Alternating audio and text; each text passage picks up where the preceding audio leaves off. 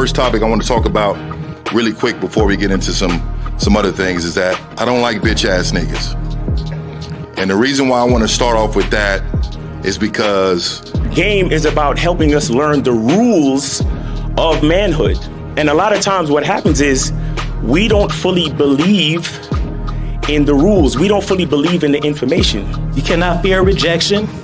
We got to stand on business out there, meaning that the bitches ain't gonna even fuck with me if they don't think that I'm willing to go the distance behind some shit. everybody in this room, if you had a bitch ass moment, raise your hand.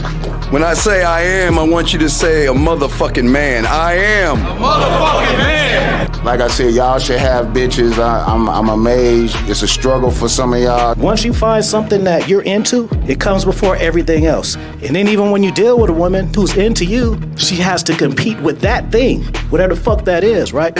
Stand up if you believe in fear. Stand up right now. Everybody stand the fuck up. You know, I say bitch a lot and nigga a lot, but, you know, it's with good intention and a lot of love in it and whatnot. If I'm feeling insecure, is this really me, or did somebody teach me how to feel this way? I am a motherfucking man.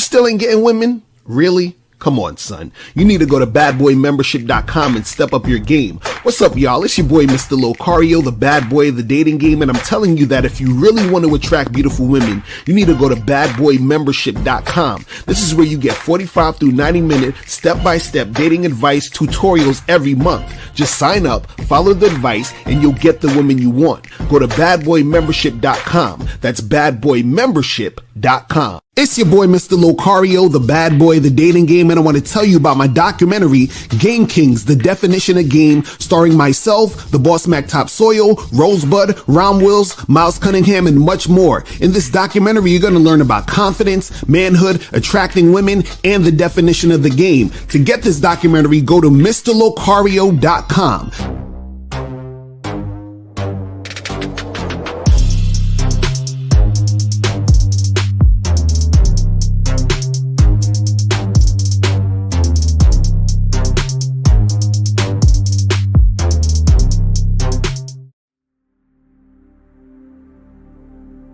Some people think you need a sports car to get what you want.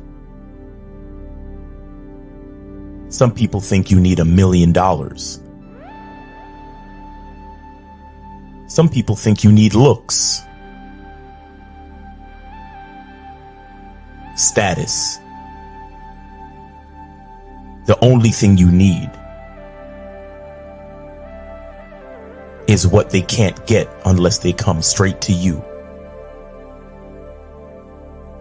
And that's your identity.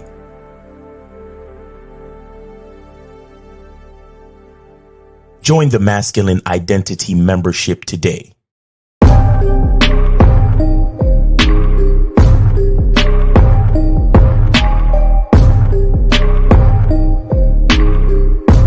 MasculineIdentityMembership.com.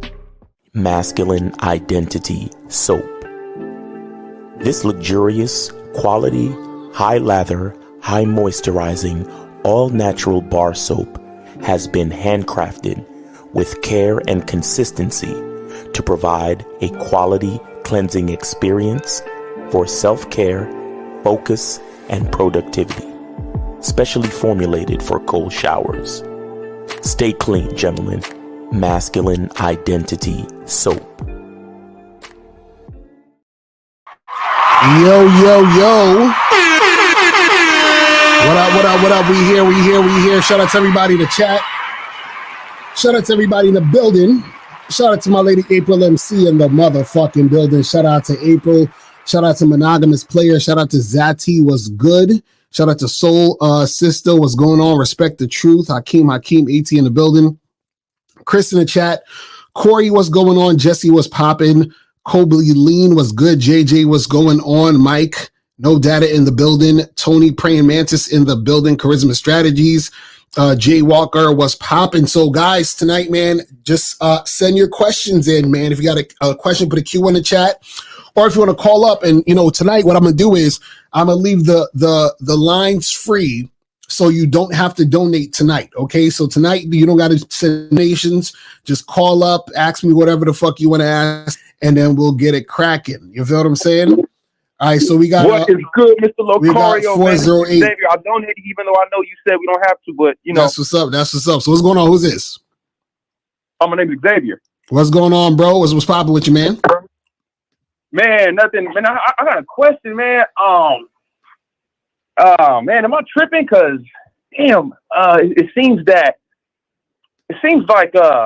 guys like we want to fuck, and I know you mentioned that women they like to fuck too. Would you agree and say that they like to fuck more than us? Like, I mean, well, the thing is, women like sex just as much as us. And I would even say in some cases more, because women, they have twice as many nerve endings on their clit than guys have on the head of their penis. So if, you have that, plus, they say women could have like up to 20 orgasms in one sex session. Like they say 70% of women can do that. So if you have women who have multiple orgasms, have that much sensitivity on their clit, that means they actually like sex. The problem is a lot of guys don't know this because they're running into women who don't want to have sex with them. You see what I'm saying? So that's basically what happens is, dudes, their perception is women don't like sex because they're not getting sex from women. But women are out here fucking the guys that they want to fuck. You see what I'm saying? So if you're the type of guy that would want to fuck, the woman is going to love to fuck you. So I'm telling you guys, you got to go to badboystyle.com, guys. Get the t-shirt, Women Love Sex. You know what I'm saying? Go to thebadboystyle.com. You can get the shirts. Women Love Sex. You feel me? Yeah, man. So anything else, caller? Yeah. Because I keep when I step out and stuff like that, like I get compliments, but man, dude, I'm not smashing like I used to. Mm-hmm. So what do you mean? Yeah, what do you mean you're not smashing like you used to? So before COVID, man, bro, I was running them up, man. I was like in my prime. After COVID, not saying I didn't get none after COVID, but man, it slowed down. I'm like, damn, well, I wonder what the deal with that was. But right, yeah. But I mean, sometimes what it is the game. It goes in cycles and waves and shit. So meaning, there's times where shit is gonna be popping off, where you got like this girl, that girl getting shit going, and then there's gonna be times where it's gonna seem like nothing is happening. You feel what I'm saying?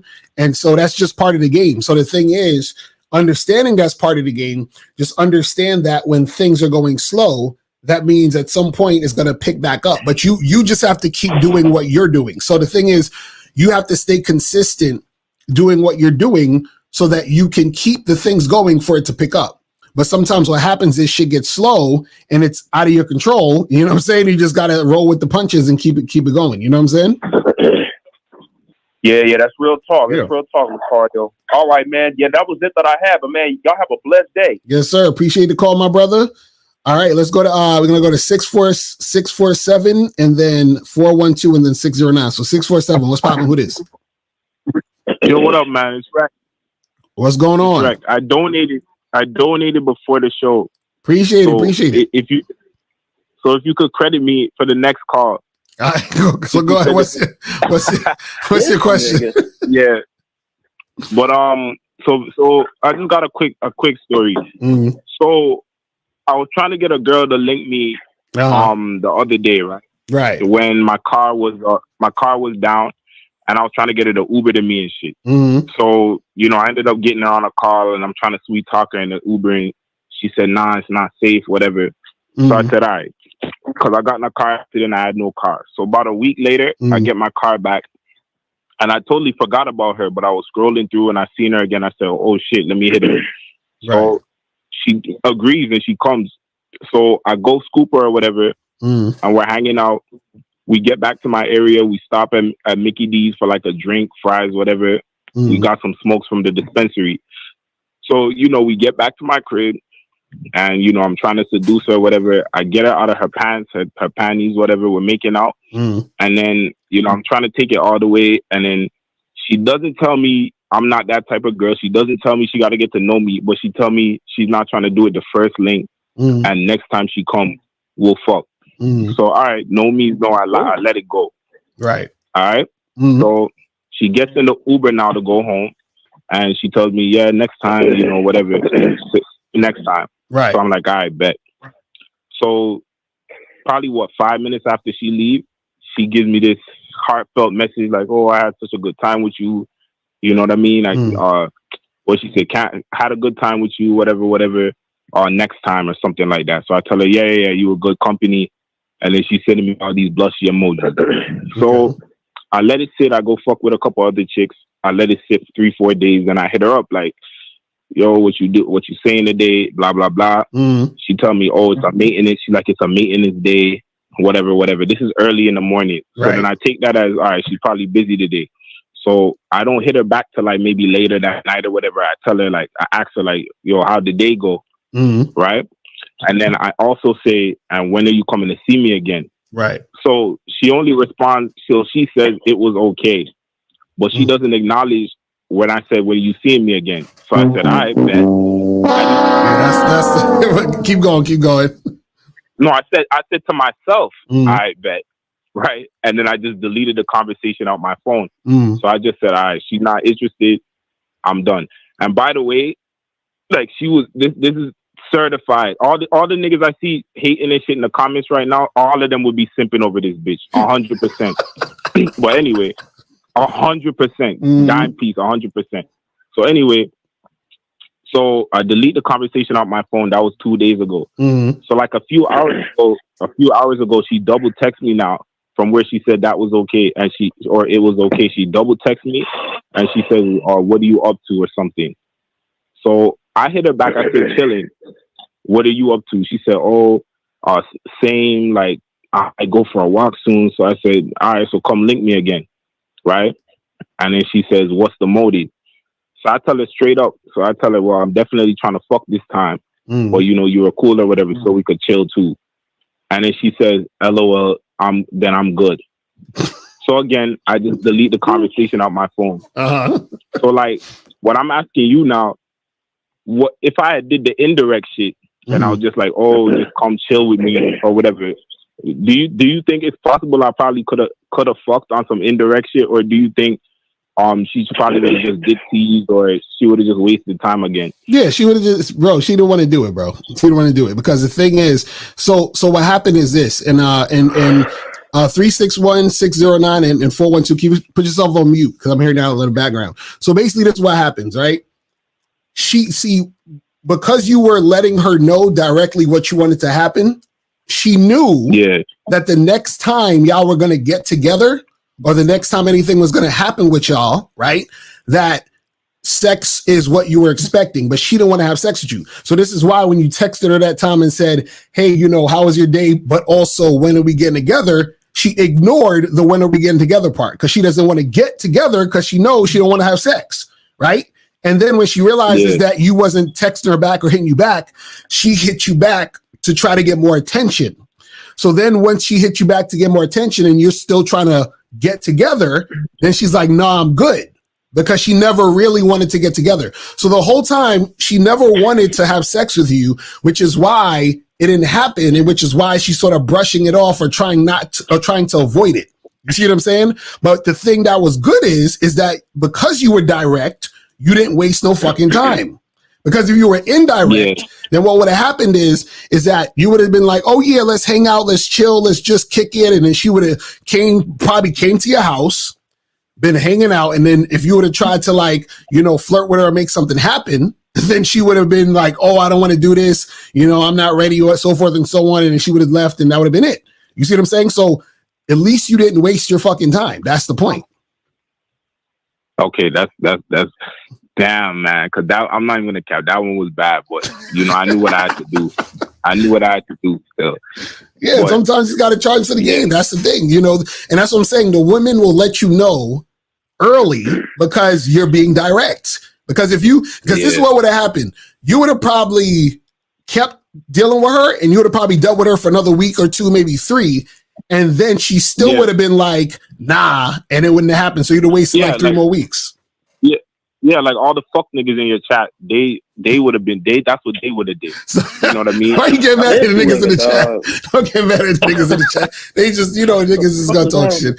Don't worry about that shit. But yo, bro, but listen, man. But yeah, I mean, at least you let her know what it was, so you didn't have to waste no more time. And just understand that, if the chick is, if she wants to do it, she gonna come through and do it. If not, she gonna be like, no. But it's good that you are able to have a conversation so that she can respond to you to say no, or that she not down, so you don't waste no time. You see what I'm saying?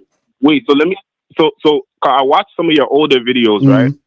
Where you said that sometimes when, like when a girl keep trying to get attention and you not having it, like you keep the game is sealed up or whatever, and you not letting it, sometimes the girl eventually want to come through later on.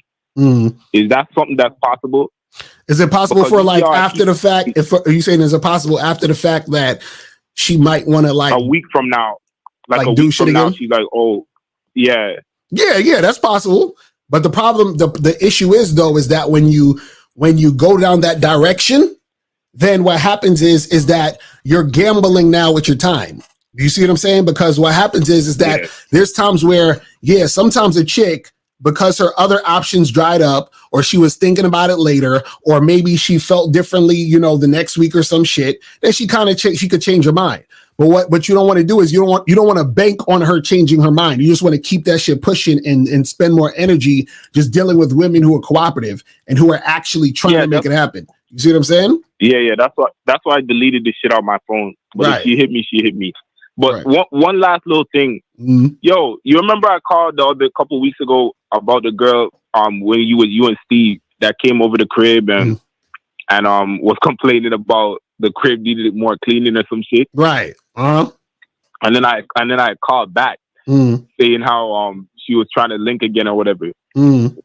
So she ended up coming back through. I know you're not gonna fuck with that, but she ended up coming back through. But like, yo, this nigga, and then what happened? But yo, the whole vibe was like, I never felt a negative vibe off her the first time, except for that. But her whole vibe was like completely different. You know what I mean? Like as soon as she came over and shit like that, as soon as I told her to get in the bed, like bro, she just like jumped me and started kissing up on me and shit like that.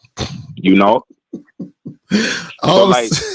But you see how you said, but you were saying that she didn't want to fuck with me like that, and that's why she said that or whatever to justify. This is what I'm saying. She still don't want to fuck with you. You understand? Okay, you ever smashed a girl that really liked you, but you ain't really like her like that, and you just kind of called her because you was bored or you ain't had nobody else to call, and you was horny, and you just kind of using her for that moment. Yeah. Right. That's what she was doing with you. You see what I'm saying? But the thing with that is what makes it worse is that she blatantly disrespected you. You see what I'm saying? That's what we were talking about.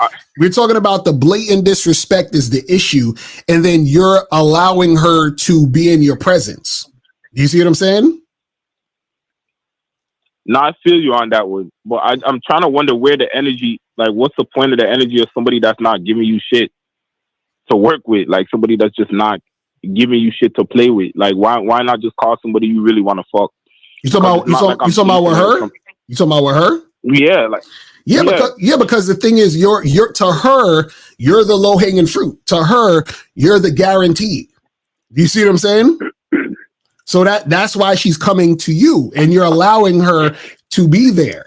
You see what I'm saying? Which basically what it is that you're rewarding her with your presence, even though she basically dissed you. You see what I'm saying? Nah, all right, bro. I'm gonna give you that. That's what I'm saying. All right, brother. So I appreciate the call, bro. Man. I'm gonna holler at you, man. All right. So 412, what's popping? Who this? Hey, Mr. LaCroix, it's AT calling, man. What's going on? AT, what's good, bro? What's popping with you, man? All right. What's going on? I'm just calling up. I saw you doing the late night show and dealing with a situation with It's a woman, you know, I was dealing with that came back this year. I was dealing with her back in 2019 to 2020, like where we had started off just hooking up for sex. Right. And then after 3 or 4 months of her being consistent, you know, we ended up being like friends with benefits until 2020. And then when COVID hit, you know, she backed off and just because, you know, the lockdowns and everything. And then we met up again in 2021 for a couple of months, and then things tailed off. So she came back this past January. You know, we've been hooking up since then. But then like 2 weeks ago, she hit me with like, oh, I can't just do, you know, I'm not sure I can do casual anymore. I need some time to, you know, think about this because I'm older. I want more. So my response was just like, okay, we can just call this, you know, whole thing off. Like, hey, that's what you want. You know, I don't. No problem. But then she kept backpedaling like, well, I just want to think, but we don't have to end things. So once I said that, needless to say, she got back in line. Like we've been hooking up and everything. But I guess my question to you is because, you know, we hung out doing stuff, you know, she slept over, you know, different things because it became more than just sex because she proved it then. Right. Is that she's saying she wants more because she wants more with me, or her saying she's older? And is that also because I do those things with her, which I'm guilty of with a lot of other girls. When I call you up about that stuff, it's always the same thing. So wait, so you saying that you guilty of doing what stuff? Like what other stuff? Like, boyfriend, you know, when I've stuff? called you with other women, like because I, you know, we'll hang out, they'll sleep over, we'll do stuff, but I don't want anything more than casual. And they'll eventually get upset. Like, you know, I thought this would be more, and because it's not, you know, they dip off, but then they end up coming back. Right. So the thing is that, you know, when you want a fuck buddy situation, right? It's like it to a certain extent, you understand? It has to be kind of like emotionally unavailable interactions. You see what I'm saying? So the issue is that because she's getting some sort of, so it ain't like you necessarily need to just have sex with her and literally be like, all right, peace out, and just kick her out in 2 seconds. But what happens is if she's spending the night, if you hanging out, you know, talking for a whole nother hour after y'all finish fucking, you know, if you're talking to her on the phone, anything that's like you're doing extra stuff outside of just sex, that's where she's gonna come with that energy. Because see, she's coming with the energy because she's hoping that you are going to change for her. You see what I'm saying? Because whatever boyfriendy energy you're giving her, she's hoping that could turn into a real boyfriend girlfriend situation, but she's feeling that way and thinking that way when it comes to you. You understand what I'm saying? Because she's experiencing that with you already. You see what I mean? Right. So my thing was because hey, hold on. 508. Put yourself on mute. 508. Put yourself on mute. Put yourself on mute, please. 508. All right. So go ahead, AT. Oh, okay. Yeah, I was saying, for me, like, because, you know, I've obviously called you up plenty of times, you know, done the fuck buddy thing and everything. And because we have history already, that's why I was comfortable, you know, kind of like you said, her hanging out, staying over, because we did the fuck buddy thing. She was consistent. Then we became friends with benefits. So I like what we have in that. I don't want more than that. Right. So is it just, I'm going to have to every so often deal with either her or other women coming at me because I'm giving them boyfriendy energy. Right. So that's what I'm saying. You have to, you have to stop that, you know, now and forever. Do you see what I'm saying? So that's what I'm saying. Like, you really have to just be straight up with, like, we just hooking up and that's that. So anything where she feels there's a hope, a glimmer that it could happen, then she gonna try to take that. And that's where the resistance is gonna come in, because she's gonna say, oh, well, maybe if I bring it up, or maybe if I like stop, you know, if I say to him, I want more, I want to do something more, then because he wants to have sex with me, maybe he will have me as a girlfriend so that we can continue to have sex, but I also have a man. Do you see what I'm saying? Right. Right. So you're giving her hope, man. You know what I'm saying? Right. And then the last thing I'll ask before I jump off, because, you know, I've done that numerous times, and I do like, you know, certain ones hanging out, doing stuff. If I just continue in that way, but still tell them I don't want relationship, am I just going to have to deal with what comes with that? And if I'm okay with it, then I just deal with it whenever they, you know, get mad, because I'm giving them boyfriendy energy, but not giving them boyfriendy relationship. So you're saying, can you still continue to do like fuck buddy shit and still have a little bit of the boyfriendly energy and then just deal with it as it comes? Yeah. I mean, the thing is you can, but then you're actually fucking up the boyfriend. I mean, you're fucking up the fuck buddy situation. You see what I'm saying? So what's going to happen is you're going to meet a girl who you like having sex with. Y'all going to be fucking. She's going to think she can get more because of what you're doing. And then she's not going to want to fuck you at all. You understand? Meaning she's going to leave. So basically you're going to destroy the fuck buddy situation because at some point she's going to think she can get more because she's getting the hints by your behavior. And then when she feels like she can't, she's going to feel like you're giving her mixed signals, and then she's going to be all upset and she's going to be in her feelings. And then she'll probably end up not having sex with you at all. Because you know what's going to happen? She's going to say, I can't have sex with you anymore because I'm catching feelings. And because we can't move, you see what I'm saying? Because we can't move forward, then I don't want to have sex at all. Do you see what I'm saying? That's what you got to understand. You feel what I mean? So that's why I always tell you that's why I say you gotta separate it. It's like either we on some fuck buddy shit or we dating. You understand? It can't be no in between, because when it's in between, it fucks up the situation. You see what I'm saying? Okay, I got you. But yeah, I don't want to hold you up, man. I appreciate the late night game, definitely as always. Yes, sir, man. Appreciate the call, my brother. All right. So let me get we're gonna get 609, then 361, and then 786. So we got a lot of calls in. So 609, what's popping with this? Yo, Cario, bro. Josh from Jersey, bro. What's going on? What's popping with you, man? Hey, yo, these calls are funny as hell, bro. Worry about the comment section and shit. Mm-hmm. So what's good with you, though? Nah, but on some real shit, though, I'm on that Bad Boy membership, man. All right, that's what's up. Oh, yeah, real quick. Talking about the Bad Boy membership. So right now, guys, real quick, on the Bad Boy membership, we got this new program on the Bad Boy membership. I just dropped it tonight. I dropped it early. So this is the new program on the Bad Boy membership, how to only date women on your terms. You feel what I'm saying? So I break down 5 principles that you have to abide by in order to do this correctly. So make sure you guys go to badboymembership.com. Check this out, how to only date women on your terms. All right, so what's going on, caller? What's popping with you, man? Oh, what's popping, man? Well, I wanted to say that, and then I want shout you out for the late night game you always give, whether it be Miles or Steve or whatever the case may be. But another thing too is about that Bad Boy membership. I mean, there's so much I can say, but I'm gonna just keep it short.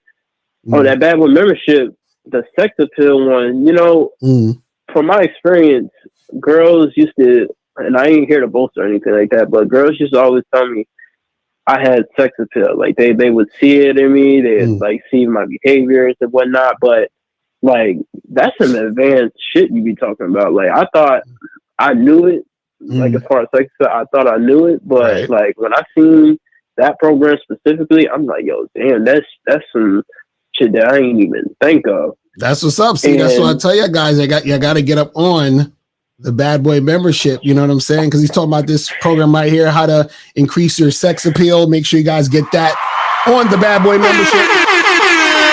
Go to badboymembership.com to get that shit cracking. But go ahead. Oh yeah, just 2 more things. Now, I'm not gonna name how one of the things you had listed to increase it, but one thing I would add to that list is and I see where a lot is beanies too. For some reason, girls just tend to, like, this one chick, she had came into my job. Mind you, she was married. She told me her situation and shit. She got kids. I mean, I didn't give a fuck, but she had came in and she was trying to like she was saying, "Oh, you got sex appeal. You look like a bad boy, whatnot." And I was just laughing it off and shit like that. And I remember what you said, to not like fuck with the ones who was married and boyfriends and shit like that because of the repercussions that come with it. So I was just like, all right, guess cool. I appreciate it. You have a good one. And so I just tend to get more of like, even though it don't mean nothing, more of like, I guess you could say sexual attention from females. And that segues into what else, this last thing I want to say. sex appeal, even though it's a strong, because Lucaro, you can agree that sexual attraction is the highest form of attraction, correct? I Right, believe you said that exactly. before, right? Yeah, that's what it is. Sex appeal is the thing that's at the top of the list, which is why I tell you guys that when you're talking to women and dealing with women, flirt, build sexual attention. Don't try to get at women. Just, don't try to lead with your wallet and your all this other bullshit, because that's the thing that, women just use you for and shit like that. You feel what I'm saying? Exactly. Right. And to be quick, like, even though girls would say that, before I had came to the game, I would be either nervous, I wouldn't know what to say, or they would lead the interaction. So I would even say, and you probably even agree to this, like, sex appeal, that's cool, but it ultimately doesn't mean anything unless you really behave like you are, like, and genuinely yourself, behave like you do. Right. Well, the thing is that is part of sex appeal too, is the behavior, and the thing that people don't understand is behavior is a very strong part of sex appeal, because behavior is the thing that separates you from a lot of other guys. You understand what I'm saying? And it also basically, makes the girl experience a certain type of energy that is sexually attractive. So a lot of guys don't understand that. Okay, think about it this way, right? The reason why you might be attracted, because all attraction means is that you're sort of like drawn to, right? The reason why you're drawn to, attracted to a certain type of music or artist is because they may sing or rap or play an instrument or whatever, the way that speaks to you. It's something about it that you just like. Or even a comedian, you're drawn to this comedian because their style of comedy, or you think that a lot of the shit they say is funny or whatever. You're drawn to a certain type of movie because maybe you like action movies because of the stunts and explosions or whatever. There's something that draws you to it. So what happens is that what's beneath the surface when you're when you're out here doing your thing is your personality and your behavior. So what happens is that when you're dealing with a woman, right, what makes you sexually appealing, right, or part of what makes you sexually appealing is the behavior, because the behavior is the thing that indicates to her that she can only experience that type of behavior or energy from you. You see what I'm saying? And this is why I tell guys that it's very important to understand your value, important to understand your masculine identity, shout out to Miles, and to understand who you really are, because that's the thing that's a big draw to as why a woman would get attached to you and want to keep seeing you and doing things with you and making shit happen with you in particular. You see what I'm saying? So that's what it is, man. But anything else you want to say real quick? Because I got a lot of calls on here, but any last thing you want to say real quick? Nah, man, just keep spinning your game like you always do, man. I'm glad to be a student of yours. I'm going to keep getting on that Bad Boy membership, and I'm going to keep tuning in. Y'all get on that Bad Boy membership, yes, man. Sir. Appreciate it. Appreciate it. Yes, sir. Appreciate it, man. All right. So let's go to we're going to go to 361, then 786, and then 508. So 361, what's popping? Who this?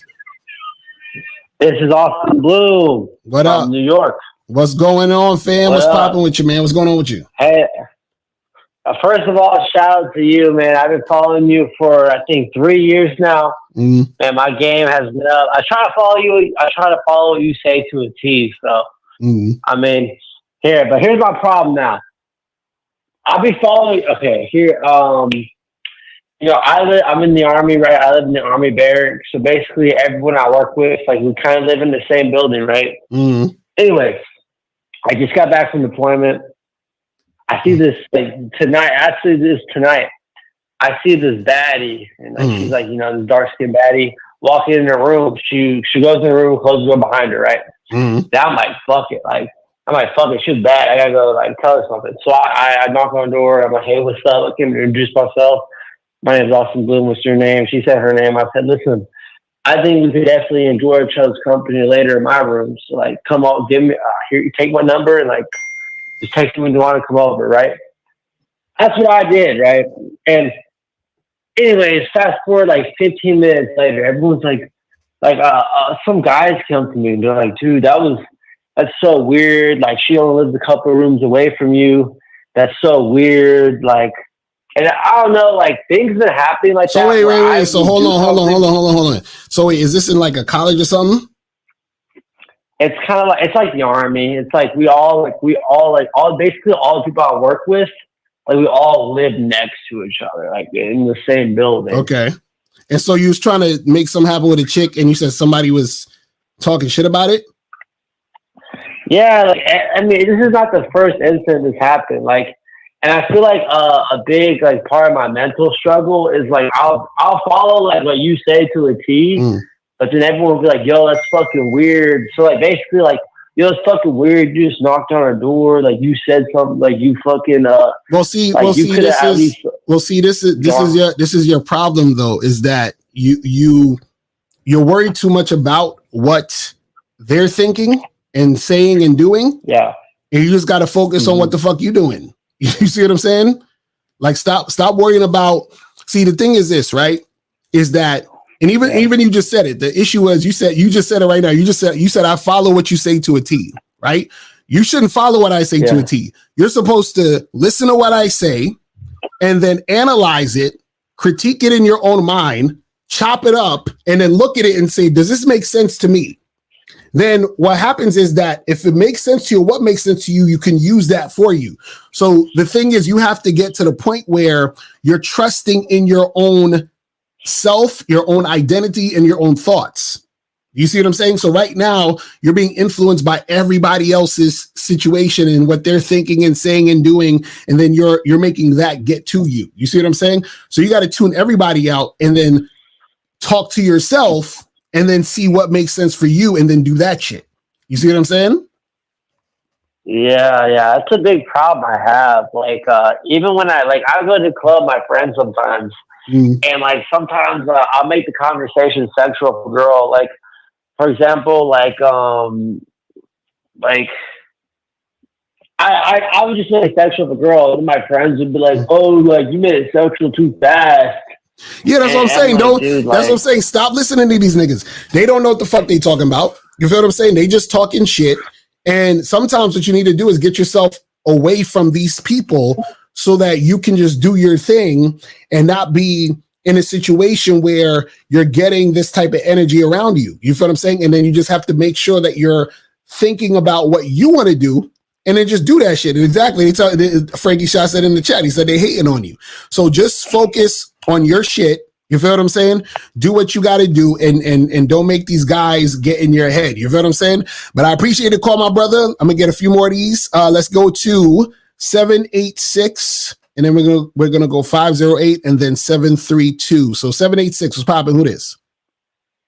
What's up, Lacari? It was Jeremy. I donated through PayPal. Appreciate the donation, man. Appreciate it, brother. Appreciate it. All right. So what's going on with you? And hold on. 701, put yourself on mute. 701, put yourself on mute, please. We're gonna get to you in a second. So 786, what's popping? What's going on with you, man? So everything good, Lacari. Just was calling in. I got a plan on moving to New York City. Okay. And I know you from there. And it's crazy. I get a lot of negative feedback from people, you know, because I'm from Miami. So a lot of people, you know, they even cats from New York City, they be like, yo, what you gonna do over there? You know, why don't you stay in Miami? You know what I mean?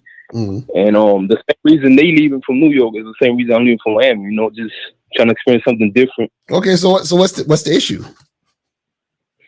Oh no, just people always got something negative to say, you know, and it's like a big move, and I don't know why people so negative.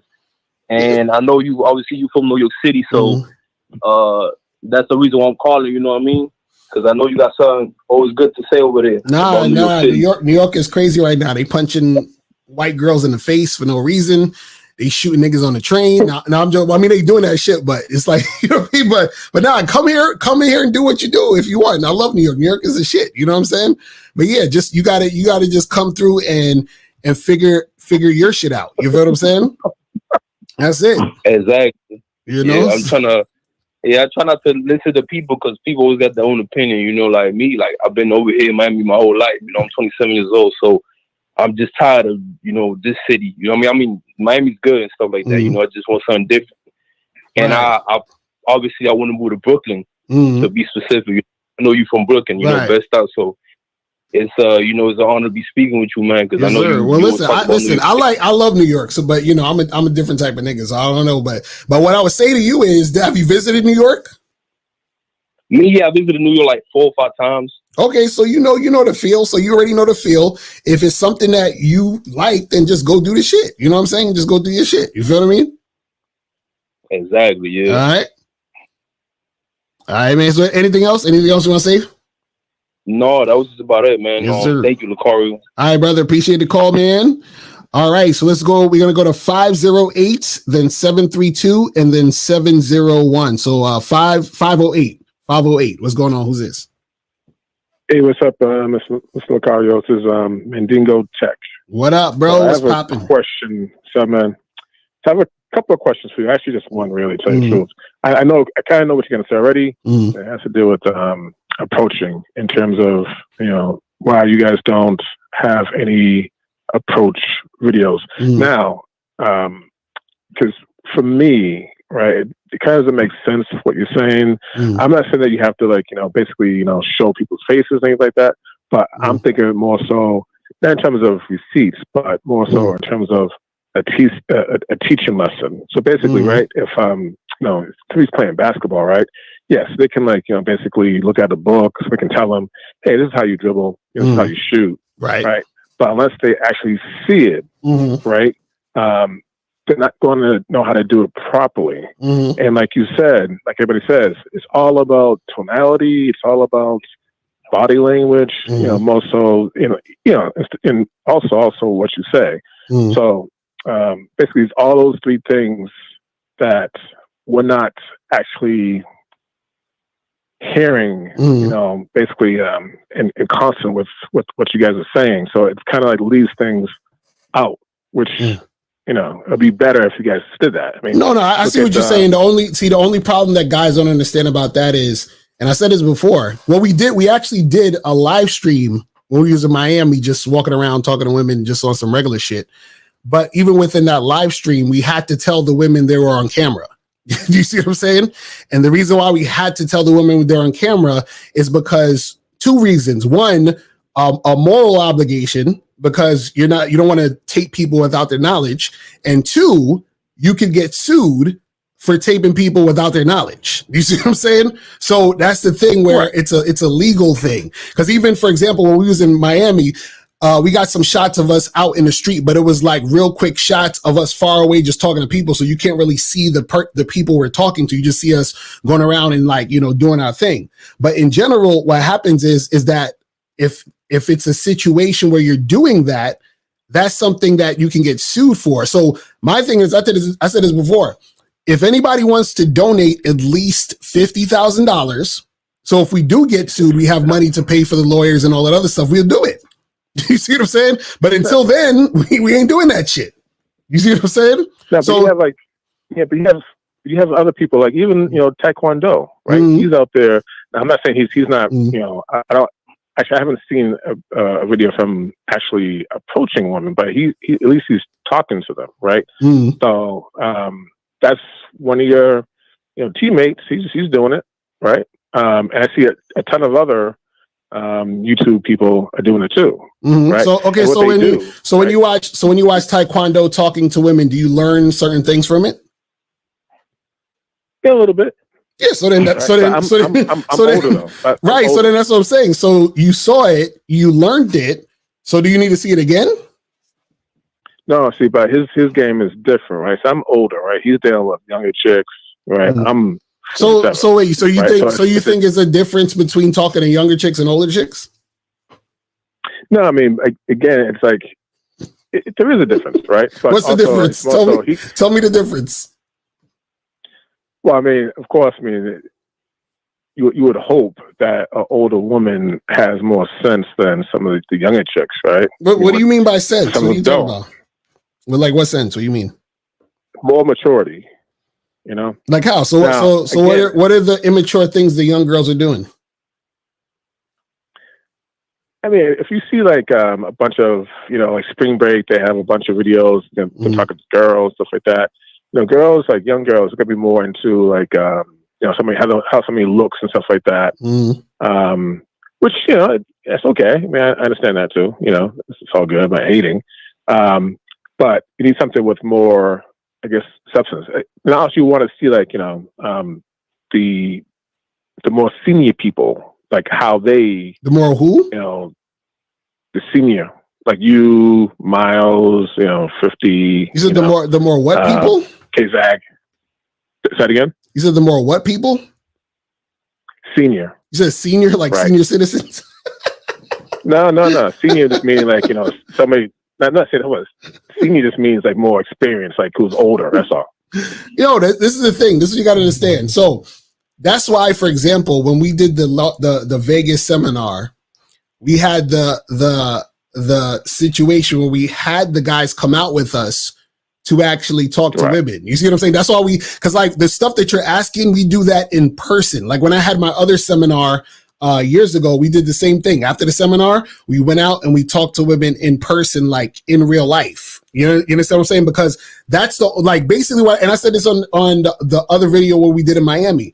I said, you cannot ever get an authentic interaction on camera.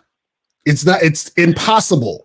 You see what I'm saying? So what you're asking can't even really be taught because there's a camera there. That's what I keep trying to tell y'all.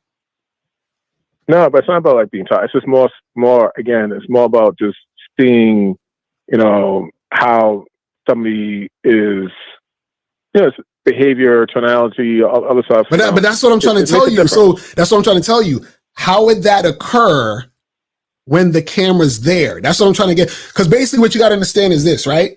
So I used to, I forgot the dude's name, but there was a dude that I used to see in Manhattan all the time, but he used to teach guys, pickup. He's like a pickup artist type of guy, right? And what was funny was the shit he told me. I thought this was very interesting, and it always stuck with me. He said that whenever the camera's on him, he's performing. Right. And so what happens is that he said, I can't really. What I'm doing on the camera is not what I do when the camera's off. So basically, when the camera's on, I'm automatically on a subconscious level putting on the show for the camera.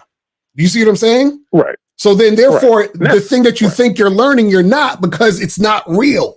That's what I'm trying to tell you. You see what I'm saying? So what I'm saying is I could go and put something on the camera. I'm talking to this girl. I'm doing this, doing that. But part of it is still me performing to try to get a certain type of reaction shot or vibe on camera. This is what I'm trying to tell you. So what I'm saying is unless it's me and you outside, no cameras approaching women, that's the only way. Right. Do you see what I'm saying? That's what I'm trying to tell y'all. So what I'm saying is that now if you was to say, hey, let's do more situations where you guys want to set up like, events where we actually go out together and talk to women, then that's different. But to do it on camera, that's not going to really help you guys, because anything you see, and this is the funny part, me and Miles, to my knowledge, we're the only guys who have ever done a live stream in real time approaching women and talking to them live. Every other video you've seen, you've never seen anyone do it live.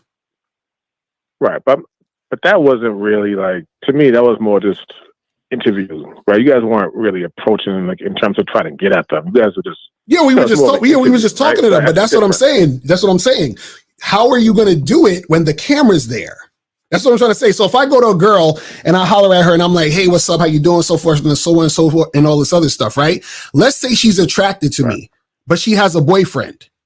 Now she's going to have to tell me no because the camera's there. Do you see what I'm saying? That's okay. That's what I'm trying to tell you. That's okay. No, but what I'm saying is this. That's okay. But that's what I'm saying. Her reaction and everything she's doing is not real. So then what's the point? You see what I'm saying? No, I'm saying that's okay, right? No, but I'm saying that's okay, right? Because you have to have situations where you get rejected, right?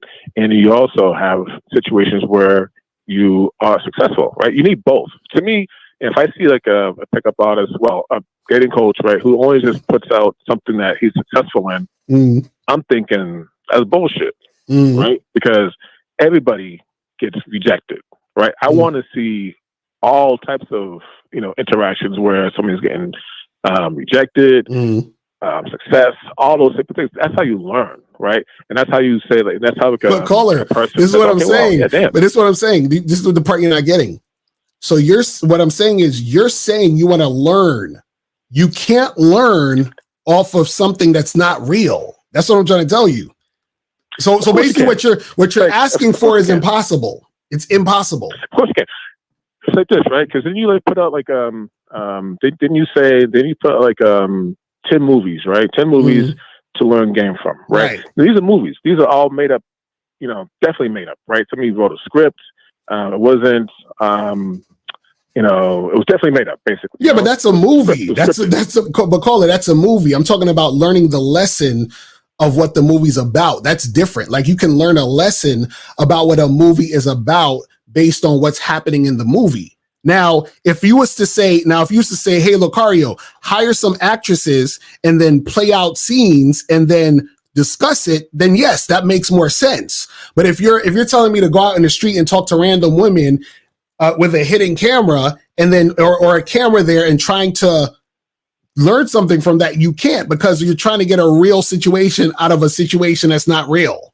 Do you see what I'm saying? Come on, you can. I kind of get what you're saying, but I'm saying you can still learn something. But that's what I'm saying. You can't learn anything. That's what I'm trying to tell you. You can't learn anything because what happens is that the premise is already fabricated. That's what I'm trying to tell you.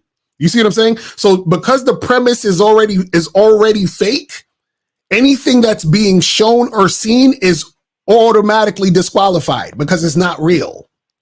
Do you see what I'm saying? So even if I had, let's say, because somebody in the chat said, what if you have like, camera glasses? Let's say I was taping women with the camera glasses, even though, that's like on some illegal shit because I'm not getting their consent. But let's say I tape some women on the camera glasses. I know I'm on camera, so therefore I'm going to be performing. Like, even for example, when we do these shows, like the show I'm doing right now, we do the Real Game No Theory show. Do you not realize that we literally are still performing for y'all? Like, we're giving you guys information, but we still perform. This is why we have the fucking sound effects and all of this shit right here. Get out of here, you damn nigga! Like all of this right here, all of these sound effects and shit. I don't know. That's performance, bro. You see what I'm saying? Right. So what I'm trying to tell you is that there's no way to get the reality unless you're actually in person. There's absolutely no way. That's what I'm trying to tell you. You see what I mean? Right. Now, I get what you're saying, but I don't need to have full reality, right? Like you do, because but that's what I'm saying. You can't learn unless it's full reality. You see what I'm saying? You can't learn because whatever you're learning based off the fake shit is not actually giving you the real shit you need to learn. You see what I'm saying? No, but if you're the teacher, you can basically, like you said, yes, in your own head that you're performing, right? Mm-hmm. But you can basically, alter, how much you perform. No, right? That's what I'm trying to tell you, Caller. This is what you're not understanding. What you're not understanding is that when the camera goes on, right? What happens is the information I'm giving y'all is the information that helps you guys, right? But what happens is the information, like, for example, the only reason I'm wearing these glasses, well, there's two reasons. The reason why I'm wearing these glasses is because I got these studio lights in here and it's bright as shit.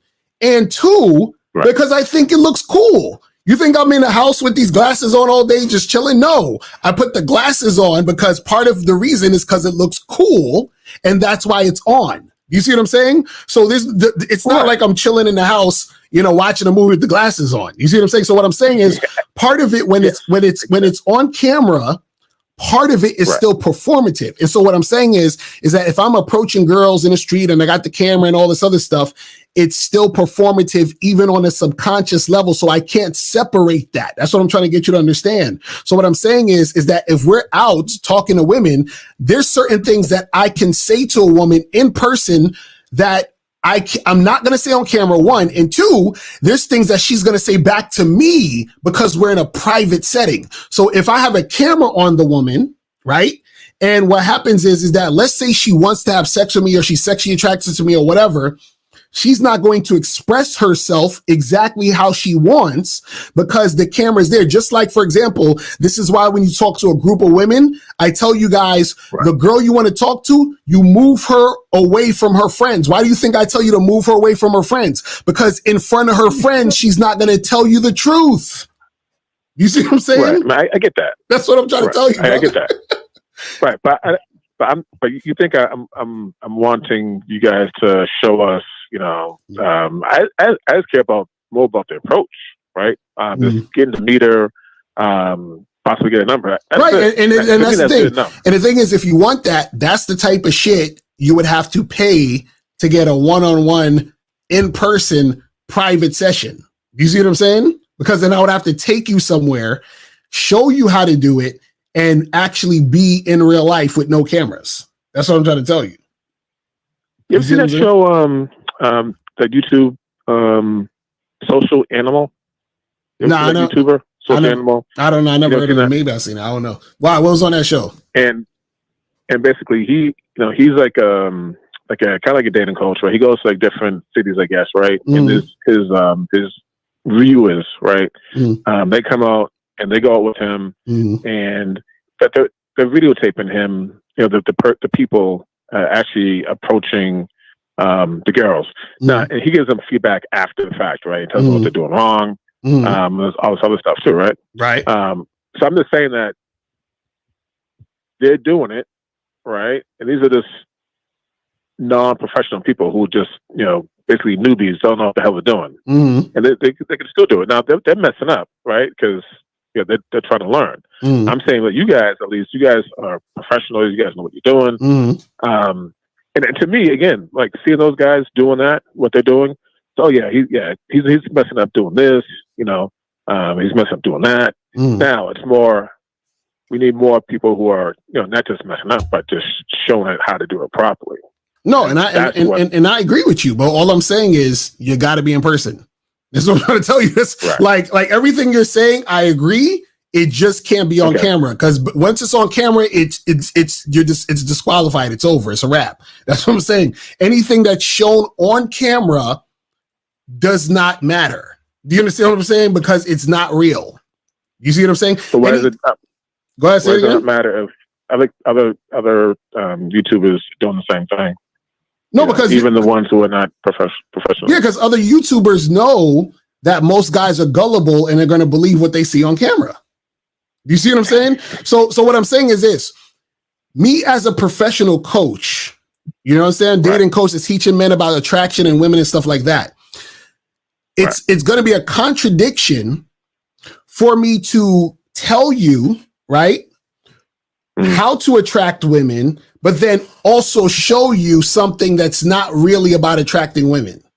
Do you see what I'm saying? Okay. Because the same concept of me telling you, hey, listen, if I say to you, hey, listen, when you talk to a group of girls, right? Let's say there's 3 girls and one of them you're interested in, you got to at some point remove her from her friends so that she can be honest with you because her friends are out of the way. So the point of that is that women are not going to be honest when they have an audience.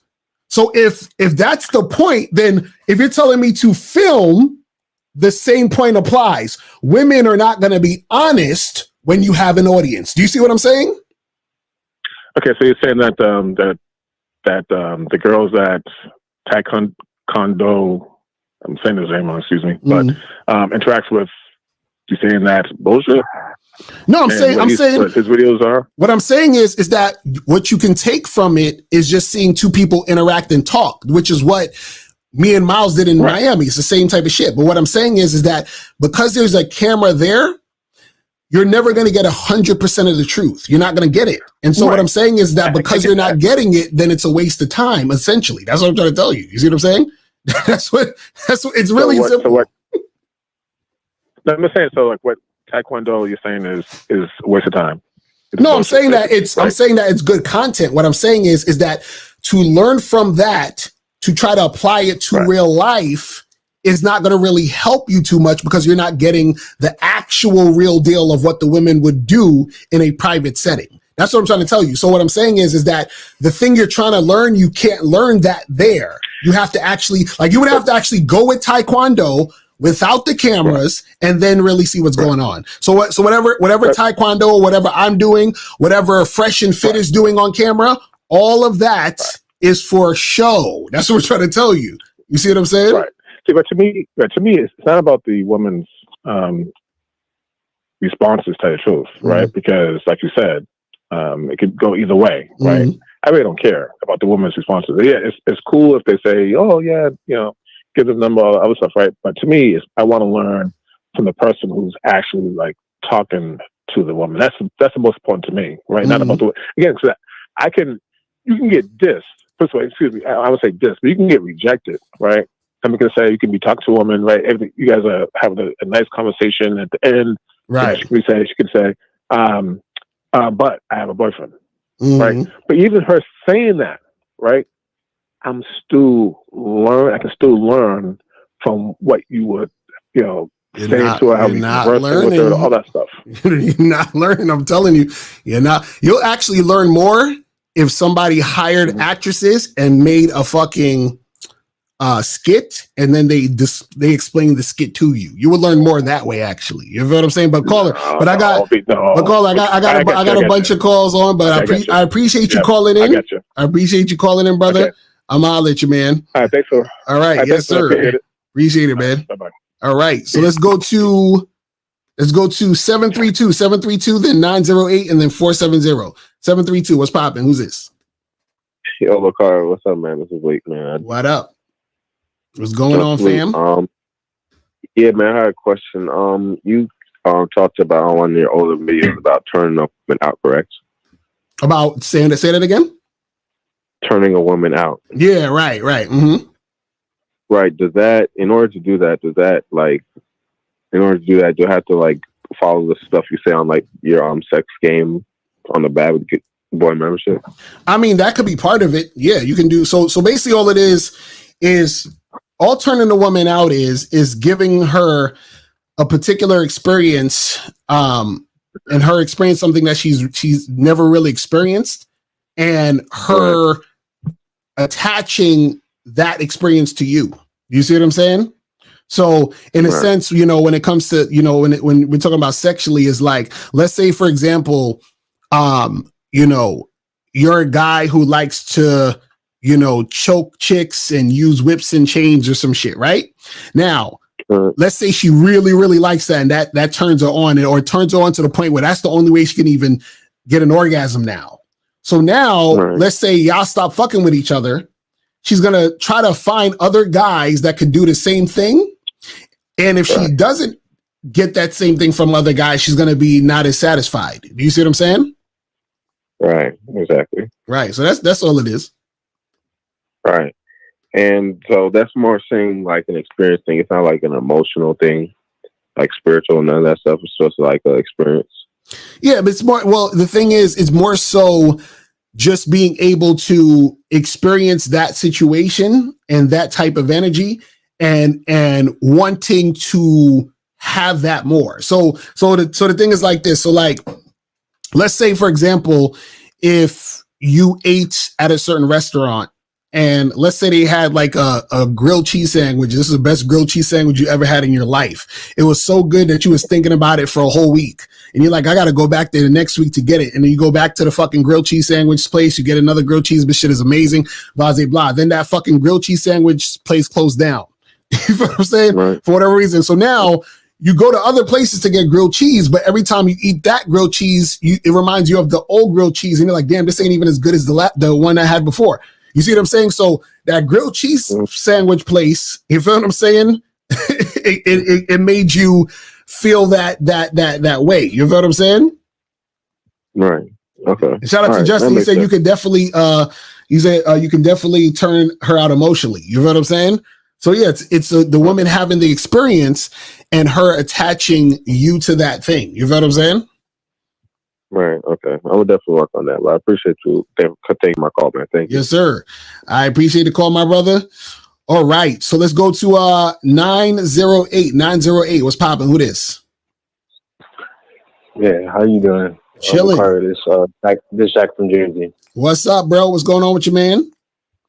Yeah, how you doing? Yeah, I got two small questions. My first question is, the chick that you just smashed, do you charge her to the game if she cancel on one of your hookup times, or if you've been dealing with her for like 2 months and then she just cancel on you when y'all supposed to meet up? Okay, so what happened specifically? Tell me what happened. Oh no, there's not a particular time. It just I always wondered. Are you talking about just like hypothetically? Yeah, in general. Well, yeah, like if you like right. Well, the thing is, she agreed to like hooking up with you. You agreed to the time, and then she said, "Oh, I can't make it." Mm-hmm. You know, well, I know I'm saying if it's the same as like a date or not. Right. Well, the thing is, it all depends on the context. Do you see what I'm saying? So, like, let's say you've been smashing this girl for 2 months. And, you know, everything's been good, consistent. You hit her up, she comes through. You hit her up, she comes through. You hit her up, she comes through. So let's say you've been seeing her like every week for 2 months. That's like 8 times you've been smashing this chick. And then you hit her up for the next week. And then she says, oh, yeah, I could come through. And then she hits you up maybe like a day or two before and says, hey, I'm so sorry, I can't make it. You know, something came up. Can we reschedule for this day? I'm so sorry. I'll make it up. Like if she has that type of tone where she's trying to make it happen, then that's one thing. Then yeah, okay, we could reschedule for next week or whatever it is like that. But if it's a situation where, you know, you're supposed to meet up and then, you know, an hour before she's like, oh, I'm sorry, I can't make it. You feel what I'm saying? And then that's all she texts you. You feel what I'm saying? Then that's the type of shit where it's kind of like, all right, I'm gonna have to fall back from this chick. You see what I'm saying? So the context matters in the situation. You see what I'm saying? Okay, yeah, because sometimes it'd be like the first time we already agreed. I let her know, you know, I'm looking for nothing serious, and then like we'll be about to meet up. I give her send her the address, and I make sure she's cool.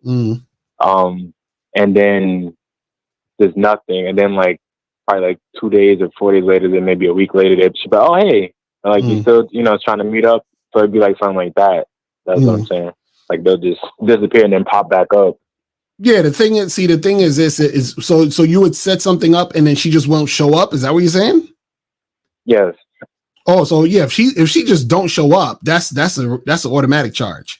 Like she don't hit you up and nothing. She just is like fucking you know, stands you up or something like that. Yeah. Oh yeah, that's charged. She's done. That's finished. You feel what I'm saying? That's a wrap. What about the first time that y'all smashed, and then the second time or the third time she don't show up? Is that if a chick just doesn't show up, that's an automatic charge. Period. That's done. That's finished. Okay. You never talk to that woman again. That's a wrap. You understand what I'm saying? That's over. She don't get no fucking grace or none of that shit with that. You see what I'm saying? Okay.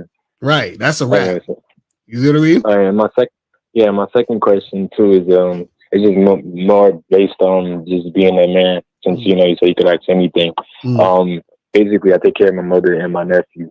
So I feel like because of that, you know, so I'm like the only man in the household. They expect me to like always know the answer. So sometimes when I make a decision, it ends up being wrong, but it ends up affecting them. And they're like, oh, why you do that? Or I'll get like a certification to make more money, you know, to be able to help and provide for them. And then they're like, oh, you know, it end up just not working out. So my question is, how do I get better at making better decisions that not only, you know, benefit me, but benefit others?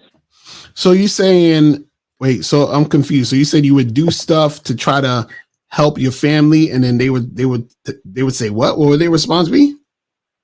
Well, it'd be like, you know, like they believed in me when I did it. Like if I want to like go apply for a job, I want to go to an interview and I work that specific job, and it's either like the hours suck, or, you know, I don't get the job, or I spend money getting there. And then just kind of like, yo, like I was expecting you to, you know, for it to work out. I was rooting for you. And then when it don't work out, then, you know, it kind of be like disappointing because they I guess they look up to me in a sense. So you're saying, so what's the question with this? So what are you saying? How do you make better decisions? How do you get better at making decisions that, you know, will be beneficial to your situation, whether it be like, you know, I guess leading. Well, this is the thing. You shouldn't be. It sounds like you're making decisions to try to impress your family, though. You see what I'm saying? Okay. Which is something you shouldn't do. So, like, your family could benefit off of decisions you make and things that you do, but you shouldn't be worried about your family's response to what you're doing. You see what I'm saying? So, if you're trying to get a new job or some shit, and you know it didn't work out or whatever, then it didn't work out. But don't you know, you don't need to you know, even announce it to your family, or you don't need to fucking ask them what they think and all that other shit. You don't need to catch them up on it. You just keep doing what you do. And unless say you do get a job or you get something popping and then you are in a position to help them, then just help them. And that's it. You know what I'm saying? But don't, you know, you don't need to like, you know, sit there and worry about, man, you know, I'm doing this and they know I'm doing this. And if this shit don't work out, they're going to be disappointed. And but like, that's, you're doing way too much. You know what I'm saying? Well, yeah, that's the only reason I said that, because sometimes it'll affect the money or the rent. Like, oh, I don't have it all right now because, you know, so hold on. So you living with your family and paying all the rent? Well, my mom is not well, so I cover majority of what she's missing. So I do like, you know, side hustles. I do like a side gig real fast just to make some, and sometimes it'll, you know, benefit where I make a little bit more off the top, and sometimes it'll be kind of slow.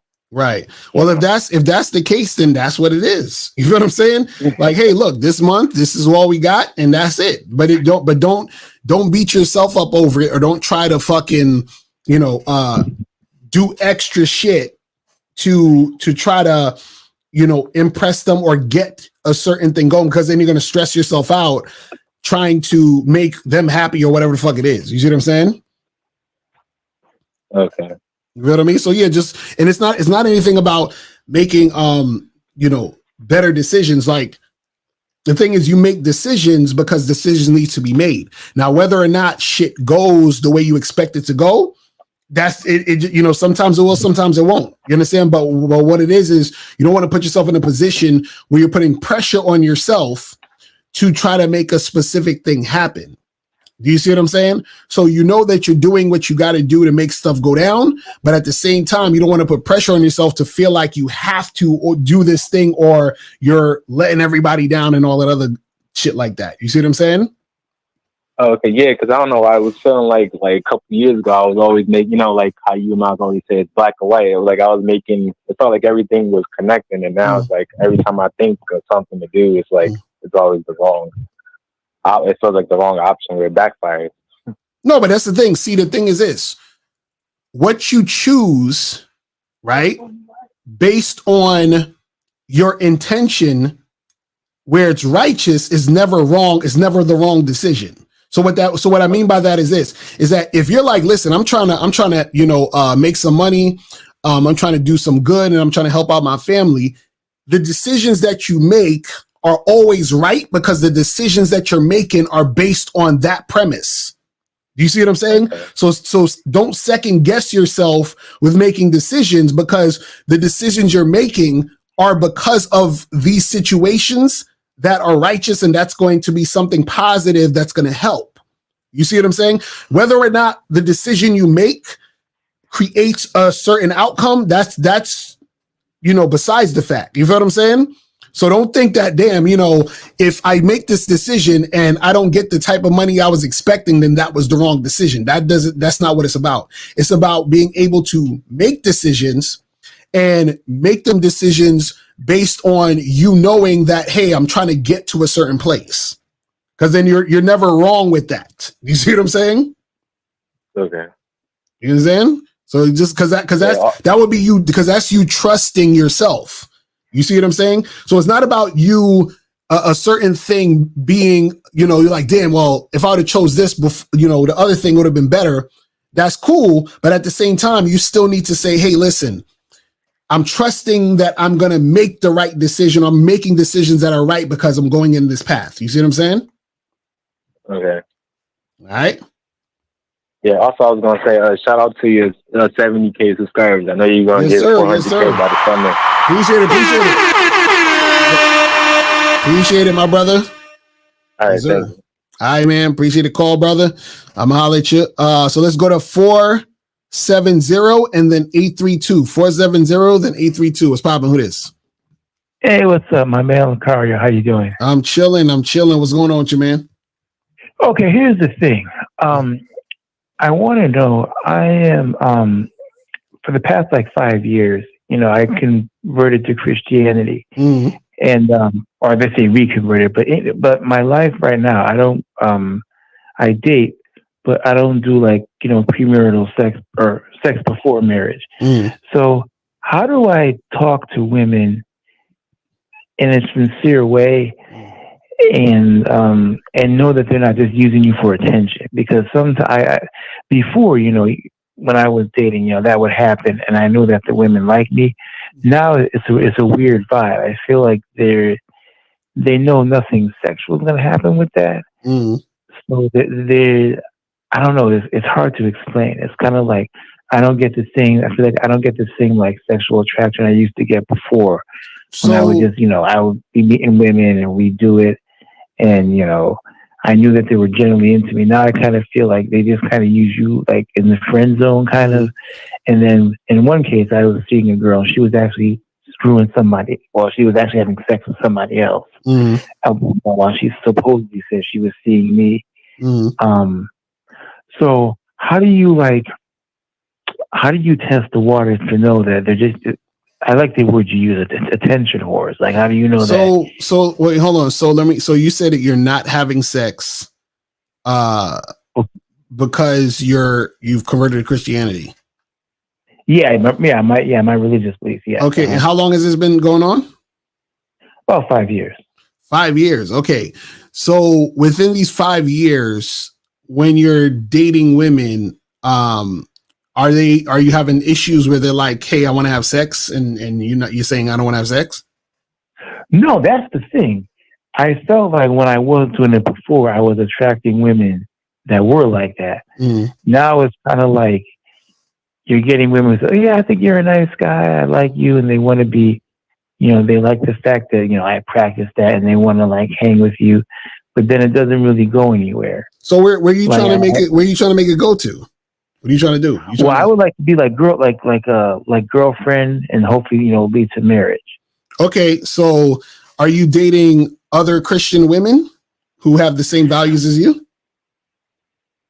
That's a good point. No, like I'm dating women that I meet at the workplace or the gym or something like that. Yeah, so you gotta focus more on the Christians then, because then that's gonna make you find women who are on that same page.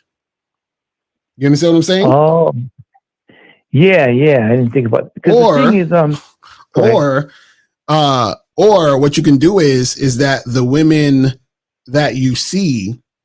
Okay, so let me ask you this. Let's say you see in a girl, you like her, everything's cool, and she knows that you're not trying to have sex until marriage. Are you like how what would your reaction be if she says, hey, well, while we're dating, I'm gonna be fucking Jonathan over here, and then once we get married, I'll only have sex with you. Are you down with that? No, I want it to be like not monogamous, I want it to be just me and her. So you want a woman to just be with you, not have sex, and then get married? Yeah, if we say that we're boyfriend and girlfriend, yeah. Right, so that's what I'm saying. You got to date a Christian woman, because a woman who's a non-Christian, they're not going without dick like that. That's what I'm saying. That's what I'm saying. So that's what I'm saying. Where you basically got to go on Christian Mingle or some shit, and get you a Christian chick. Well, the thing is, you're right. Certain women I've told this. I said, listen, I don't, do like premarital sex. I'm never judgmental of people that do. I mean, each his own. So that's just it. But for me, this is what I've chosen. And some women will act like it's okay. Oh, that's cool. But then later on, I'll hear like they're talking about me behind my back. saying, he they just say like funny things about you, that you're a weirdo or something like that. So, see, this is the thing. Look, if this is what you believe, you're like, okay, I can't have sex because I'm a Christian and all of that. That's fine. But what I'm saying is that one, it's going to be unrealistic for you to get with a woman, that woman being exclusive with you without having sex until the point where let's say you get with a girl and y'all are seeing each other. How long are you expecting to be with a woman until you get married? I would expect less than a year. So you want to get married to a woman in less than a year? Yeah, if everything works out fine and I like her, and I got a chance to know her personality, her character, I would say maybe a year and a half. Okay, so let's say you do a year and a half. So you want a woman to see you exclusively for a year and a half with no dick? Yeah, if we're going to do that, yeah, like for example, if she, it doesn't have to be a year and a half, that's because it could be less time. But if she decided just like to commit and everything was cool, if I liked her, even if it was like a little less than a year, whatever. So let me ask you this. So what would make you think a non-Christian woman would want to do that? Well, the thing is, you always hear women say like, you got to get a chance to know me, and I don't do that on the first date. They say that to guys that they don't like. They do want to fuck. They just say that to guys they want to use. That's not that don't really mean chicks want to get to know you and take it slow. They say that to the guys that they want to stall out. Do you understand what I'm saying? Yes, women want to fuck, bro. That's what I'm trying to tell you. So what I'm saying is that if you're in a situation with a woman, she's going to want to have sex, right? Unless she is a Christian just like you and y'all are on the same page. That's why I said you have to get with a Christian woman. You can't get with a non-Christian woman and tell her not to fuck nobody else and only see you and then get married to you. So because this is the thing, let's say even if you say to her, listen, I want to, have a girlfriend and get married. There's no guarantee that y'all are going to get married. So why would she not have sex for about a year where there's no guarantee that y'all going to get married? I agree with you, but I thought most women weren't having sex like that. Like, maybe they weren't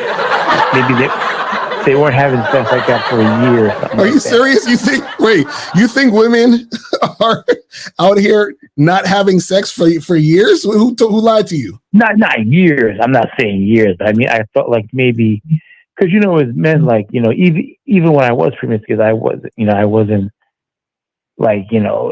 maybe 6 months or maybe 3 or 4 months I'd go. So I didn't think a year was a lot to ask, if we were in an exclusive relationship. But this is what I'm saying. What I'm saying is, why would a woman want to be exclusive? Because this is the thing. Let's say you met a girl and a woman says to you, hey, yeah, I'll wait to have sex. But you know what she's doing while she's waiting to have sex? She's fucking other guys. That's what I'm trying to say. So what I'm saying is that unless a woman is a Christian like you and has those values, she's going to want dick. You see what I'm saying? You know what I'm saying? Because women love sex. You see what I mean? That's why I tell you guys, go to the Bad Boy Style to get this t-shirt. Women love sex right here. They love it. Listen, women love dick so much. Dick is a gift. Y'all have to understand this, man. You know what I'm saying? Y'all really got to understand this.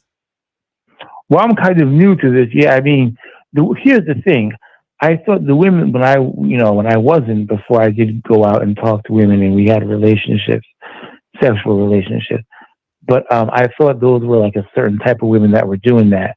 So I felt like if you just went out and met women, who weren't, sleeping around like that, it was normal for them to want to wait. Nope, they fucking. Nope, they are fucking.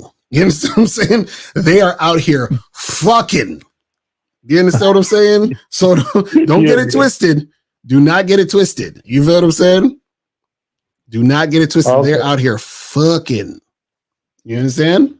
So I got you. Yeah, because the thing, yeah, I see what you're saying. Because it seems like they say that that's cool. Like the women I've been talking to, like, yeah, that's cool. And then it's like they call you up at 3 o'clock in the morning and you're talking, and it seems like, you know, I don't know. I don't feel the same like desire that I felt when I was, you know, sleeping with women. It's different. Yeah, well, caller, all I'm telling you is get your ass on Christian Mingle and find yourself a wife, man. That's your best bet. You feel what I'm saying? But brother, I appreciate it. Yes, sir. I appreciate the call, man. I'm gonna holler at you, man. All right, so 832. Hold on for 1 second because my food is here. So I'm gonna go get my food and I'm gonna play this song real quick and I'm gonna be right back. So 832, you there? Yeah, sir. All right, cool. So I'm gonna play this song real quick and then I'm gonna be right back, people. So I'm gonna go get this food real quick. And I'll be right back. Y'all. Yo. I don't understand why you fronting like this. This is ridiculous. She want me bad, but she can't let go. I've been fucking her since the get-go. He be treating her like she's special, cause she be on that mark like get, set, go. Yes. She be coming at me with stupidness. Told that bitch move out my way so much she thought I was ludicrous. When I text, she's playing games, texting back, talking about who is this. Bitch, I ain't got time to play. Stop it with all that foolishness. Why you doing shit just to spite me? Why you acting so impolitely? Why you always be trying to fight me? Bitch, you know you like me. Why you doing shit just to spite me? Why you acting so impolitely? Why you always be trying to fight me? Bitch, you know you like me.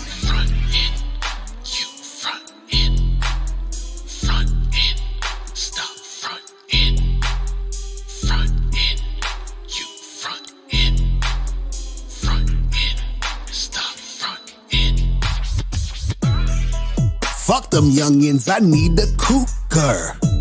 The man of her dreams, you're Freddy Krueger. Fucked and act like I never knew her. They say I'm acting wrong, call that a blooper. She be showing up unannounced and shit, crying all night, talking about how she cannot live without the dick. She be wanting the nut, she be trying to drink every ounce of it. Rock my mic, she's like, you ain't the only one that know how to spit. Ugh. Then she be acting like she hate the nigga. 20. All right, I'm back.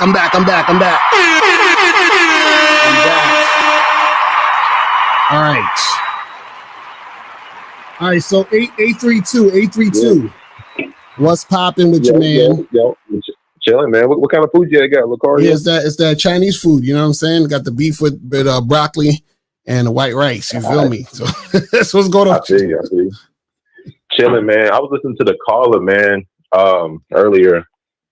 I think, hey, whenever you're ready to like hire, like, you know, a situation for people to pretend like they picking girls, holler at me, man. Hit the DM, man. I'll come acting shit. You know what I'm saying? Exactly, right. You know, do some stage the whole thing, make it a skit and shit. You feel me? No, for real. I think he just want to see the situation, and I understand because I kind of used to think like that a little bit. I said, man, these guys be talking, they get all these girls, and the thing about it was, I think for me, I was kind of like, I was confusing the confidence as in like, man, this nigga say you get all the bad ones. I want to see this shit. You know what I'm saying? I was confusing it. Now, not saying y'all don't get them, but I was looking at it like, man, they don't never get told no. I'm like, hell no. But no, we get told no all the time. You know what I'm saying? Get told no all the time. Yeah, because the thing I got from the Miami situation was, you know, y'all was going out making stuff happen, hollering at them, you know what I'm saying? And not really hollering at them on the sense of like, I need it, but just starting a conversation. And a lot of guys, they looking for an icebreaker. They looking for, you know, a choosing signal. And y'all went beyond that. That shows you that at the end of the day, you guys can go out without any fucking icebreaker, without any type of choosing signal and just start a conversation. A lot of guys, they kind of like get cold feet right there. So, I just looked at that like, man, at the end of the day, you know, you got to go out there and put yourself out there and, you know, make things happen. And, you know, you can have confidence and still get a woman that says, you know, I'm not interested. I got a boyfriend, or I got to get to know you. But the thing about the game, like you guys always say, is like, hey, you know, she's not following my plan. She's not really with the things that I'm with. So game over for her. Right. So fuck it. Right. Right. And that's, hold on, 929. Put yourself on mute. We're going to get to you in a second. Yeah, but that's the thing, caller. The thing is that, you know, talking to women is not difficult. What makes it difficult a lot of times for a lot of guys, and even I've been through this myself, where what makes it difficult is when you're making it a big deal because you want something out of the situation. You want something outside of your own self within the situation, meaning that you see a girl, you want to holler at her, or you want to talk to her, you want to have a conversation, right? So on the surface, it's like, yeah, you know, she's cute. I probably want to exchange numbers and make something happen. The problem is that wanting that more than wanting to just do your thing is the issue. You see what I'm saying? So what that means is that me wanting her number or to make something happen with her, me wanting that more than me wanting to just be me and do what I do and just have fun and just be who I am and just make moves because that's what I do. If I want the other thing more than that, that's where the issue comes in, because then now I start hesitating and I'm scared because now if she tells me no, then I'm banking on her telling me yes, which is why I'm scared to do anything because I don't want her to tell me no. You see what I'm saying? So now it goes from me just doing my thing to me being thirsty for the yes. And being thirsty for the yes is the thing that stops you from actually taking action, because this is the thing. What happens is that people, when it comes to the game, right, they don't actually want to know. They want to believe. So what that means is this. If I see a girl, I can believe, like, you know what? Maybe I could exchange numbers with her. Maybe I could smash, right?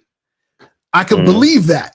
But once I go and approach her, and once I have a conversation with her, right?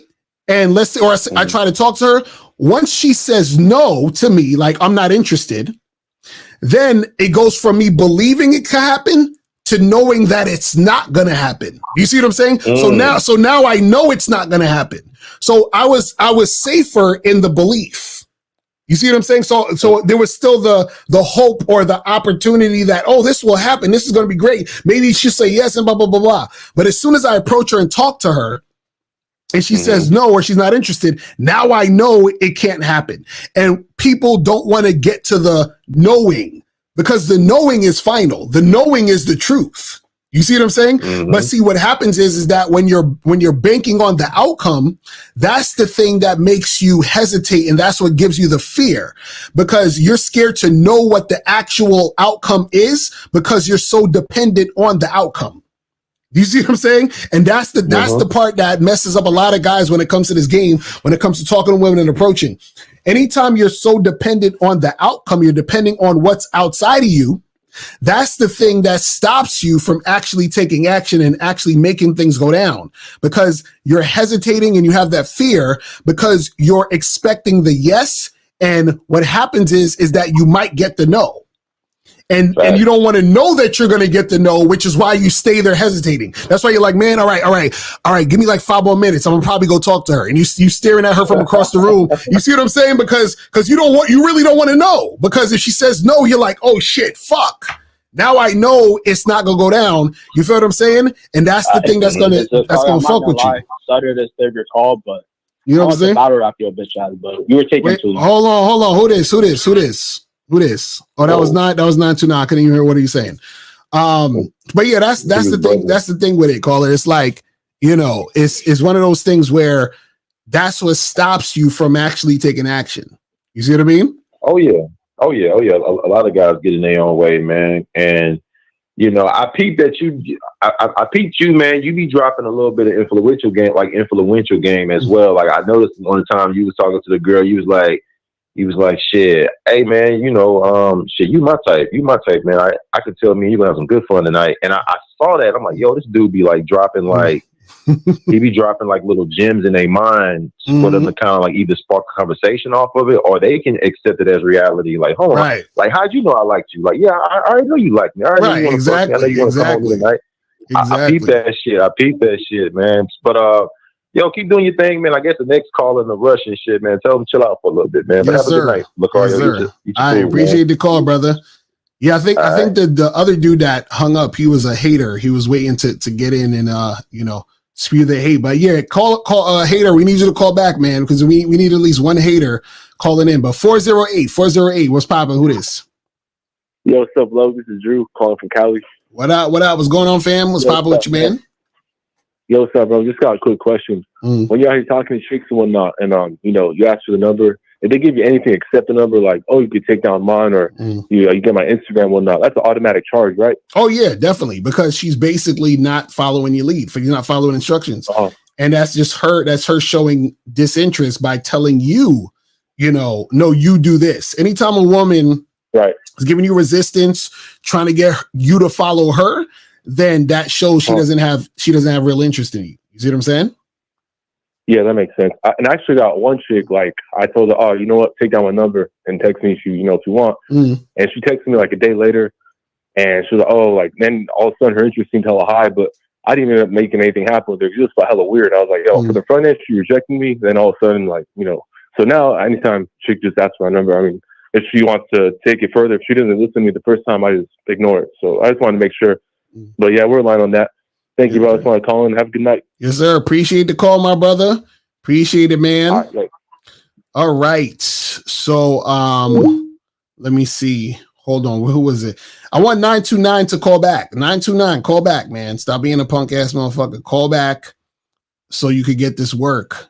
Please. We need for your bitch ass to call back. So you understand what I'm saying? So you could get this fucking work. Man, but yeah, guys, you know what I'm saying? It's crazy out here in these streets. But let me see what some of these questions are saying.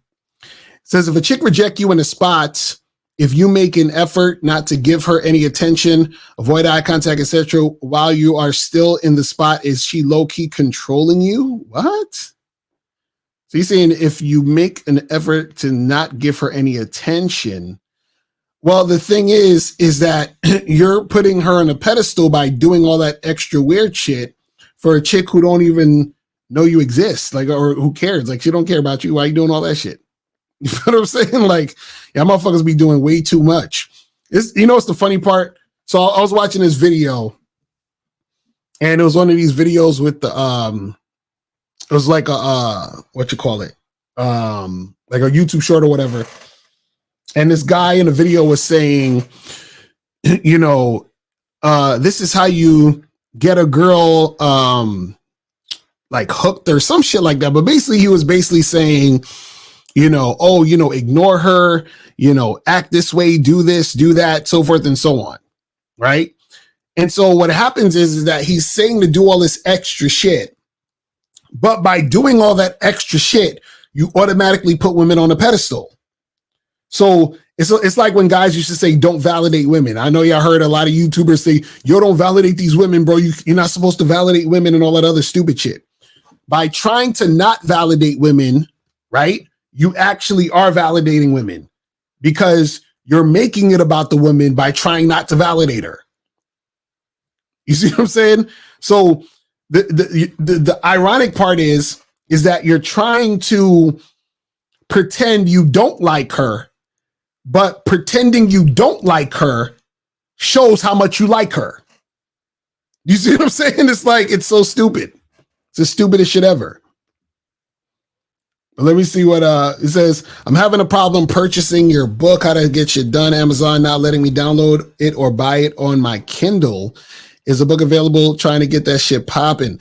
Yeah, I gotta double check the Amazon. I don't know why it's acting that way, because I know I just have it on Amazon now. But send me an email and I'll try to figure out a way to make it go down.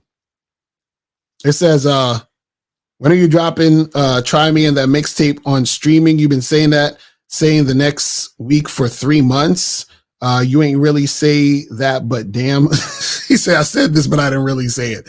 So, yeah, I'm trying to drop this new mixtape probably by the middle of the summer. Because do I have all the songs done? I have all the songs. No, I have one song that is like halfway that I need to get finished, but all the rest of them is pretty much done. And I got to find a new beat for this one song. And then that's pretty much, it's going to be probably like 15 tracks, but it's going to be fire. I'm telling you, this shit is going to be fire. Flames. You understand what I'm saying? Flames. I'm telling y'all. Let me see if I could play a little bit of something. Hold on. Let me see if I don't know. Let me see if I could play a little bit of something. Let me see if I can play a little bit of some shit. Wait, hold on. Let me see if y'all can hear this. Y'all can hear that shit? Let me know if y'all can hear that shit. That's one of the songs right there. Let me know if y'all can hear that shit. Y'all hear that shit? Okay, let me play a little bit of this.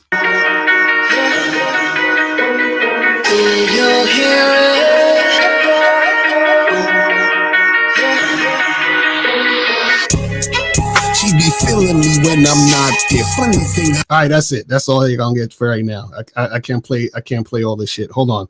Let me play one more snippet. Hold on. I'm fucking with y'all. Let me play one more snippet.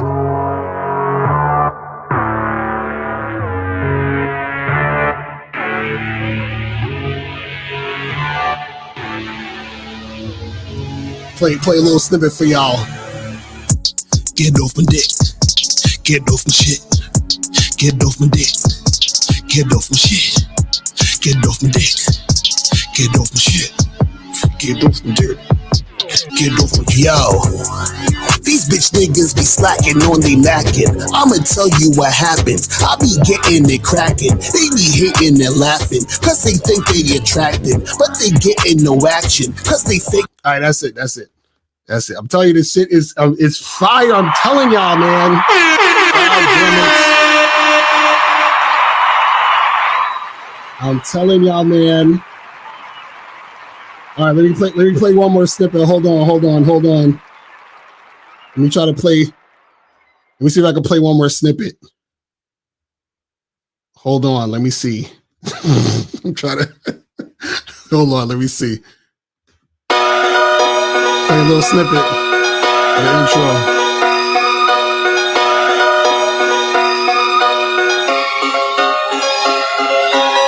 Yes, your boy is back at it. The rap habit never leaves. I craft magic. I make cheese with the craft. I'm not bragging, but I spit crack.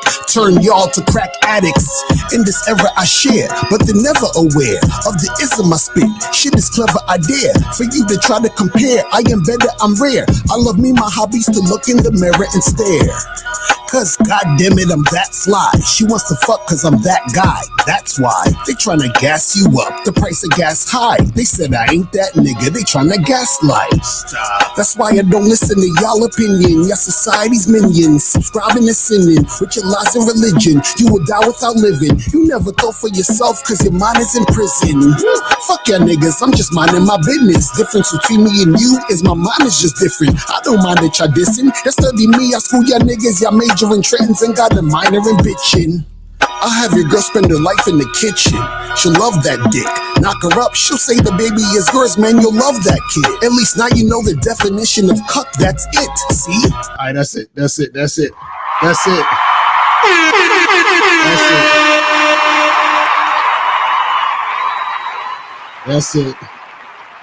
Hold on, let me see. I'm telling you, man. It's fire. Hold on, let me play one more. Let me play. I'm getting hyped now. Play this shit. Hold on.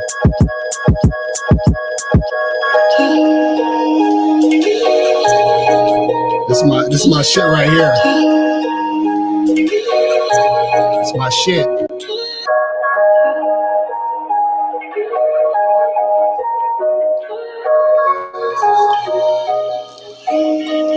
My shit. She be waiting, she be craving my love on the days when I'm on vacation. On occasion, I take her, she making love, I'm banging, I be slanging my D, I be breaking her back, she shaking while I'm taking my time. Now she begging. Y'all be hating, y'all be saying she's whack cause she's. All right, that's it. I'm telling you, this shit's fire. I'm telling y'all.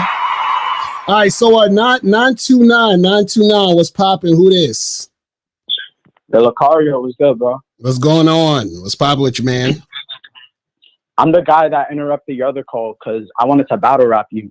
This nigga. You think I'm joking? I'm really a rapper, bro. All right, let me hear some bars. Go ahead. Lucario, what's good? You a hoe. Bitch, nigga.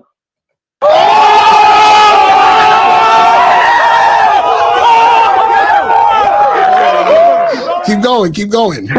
Keep going. When I saw your brother, I put my foot up his ass.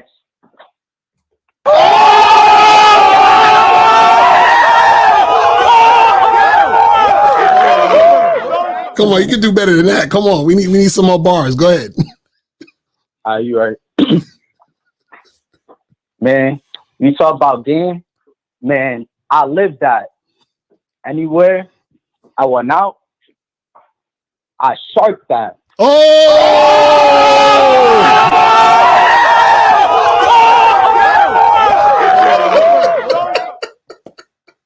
This nigga got fire bars.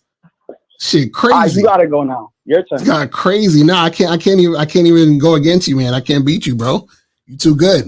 I'm scared. I don't know.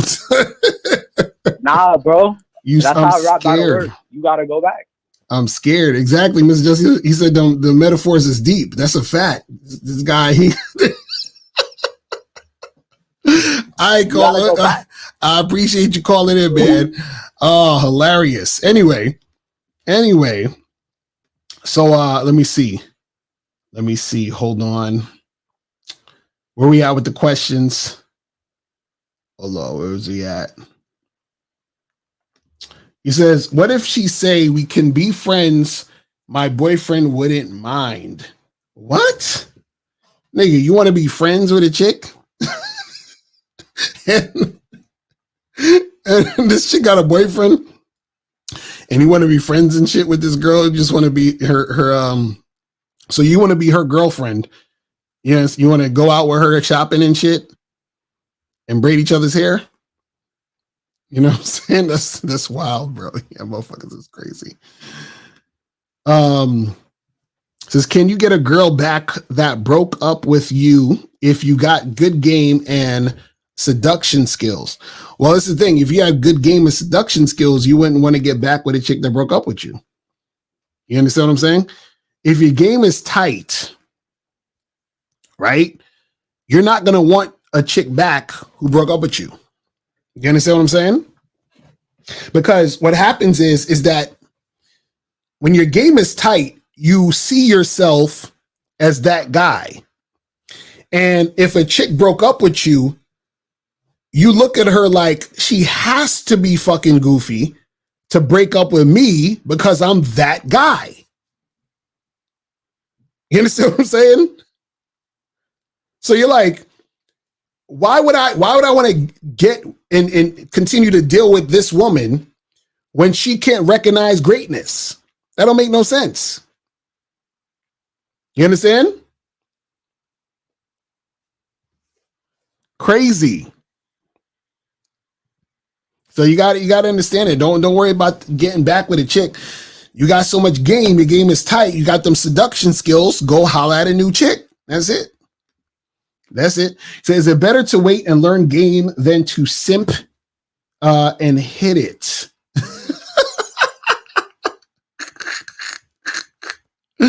Well, listen, this is the thing, right? So it's better to learn game. It's always better to learn game. Now, the thing is this, is you don't have to wait to smash.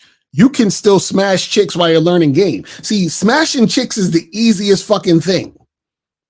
A lot of you guys, unfortunately, y'all get in your own way when it comes to smashing chicks, right? So you don't have to do nothing crazy or do some magical shit to smash women. It's not a big deal. You guys make it a big deal because y'all actually do a lot of shit to try to smash, which makes women,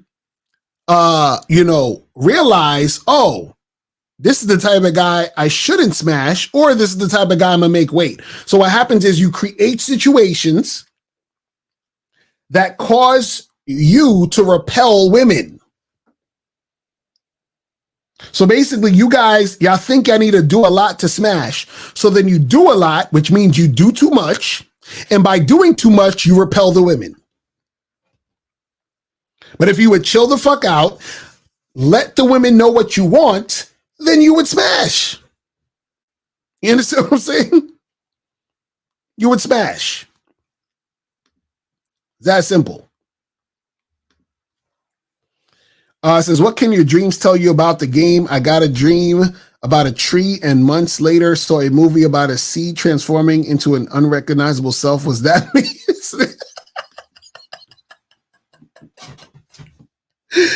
Yo, hold on. We got 914. 914, what's poppin' with this? Yo, this is Moolah. What's good, man? What's going on with you, man? What's poppin' with you? Yeah, I donate too, man. Yes, sir. Appreciate it. What's going on? You see it, right? Yes, sir. What's up? What's going on with you, man? Okay, what's up? Yeah.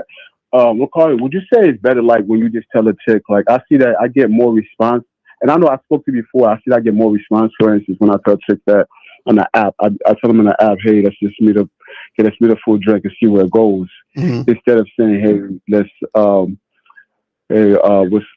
instead of saying, hey, what's up? Hey, let's meet up for a drink, and if the vibe is right, we can go back to my place. So which one you think would you say is better? Because I think I get more response back. I don't get that much response. To be honest with you, I think I don't get no response. So you say you don't get no response back when you do what? When you say which one? You talking about? Well, when I say, hey, let's go back to my place. Let's go for a drink. See how it goes. Let's go for a drink, and if the vibe is right, we go back to my place. Okay, and this is on this is on the online dating site, right? Yeah. Okay, so now what is your bio say in your on the app? And because I have Hinge. Okay, so what are you saying in your bio? In Hinge, I don't really say much. I have a voice thing, and I said I'm having some fun. I don't know what I said, to be honest with you. But see what you say in your bio on the voice prompts or whatever matter, because it has to match what you're also saying in the message. So let me ask you this, because on Hinge, I know it has a thing where it tells you to put your relationship type. What's the relationship type you have on there? The relationship type. Like it says monogamy, non-monogamy, short-term, long-term. I didn't put it there. I just prefer not to say. I didn't put anything. Okay, so you didn't put anything. Yeah, I put anything. Okay, so you didn't put anything, and you don't remember what you said in the voice thing, right?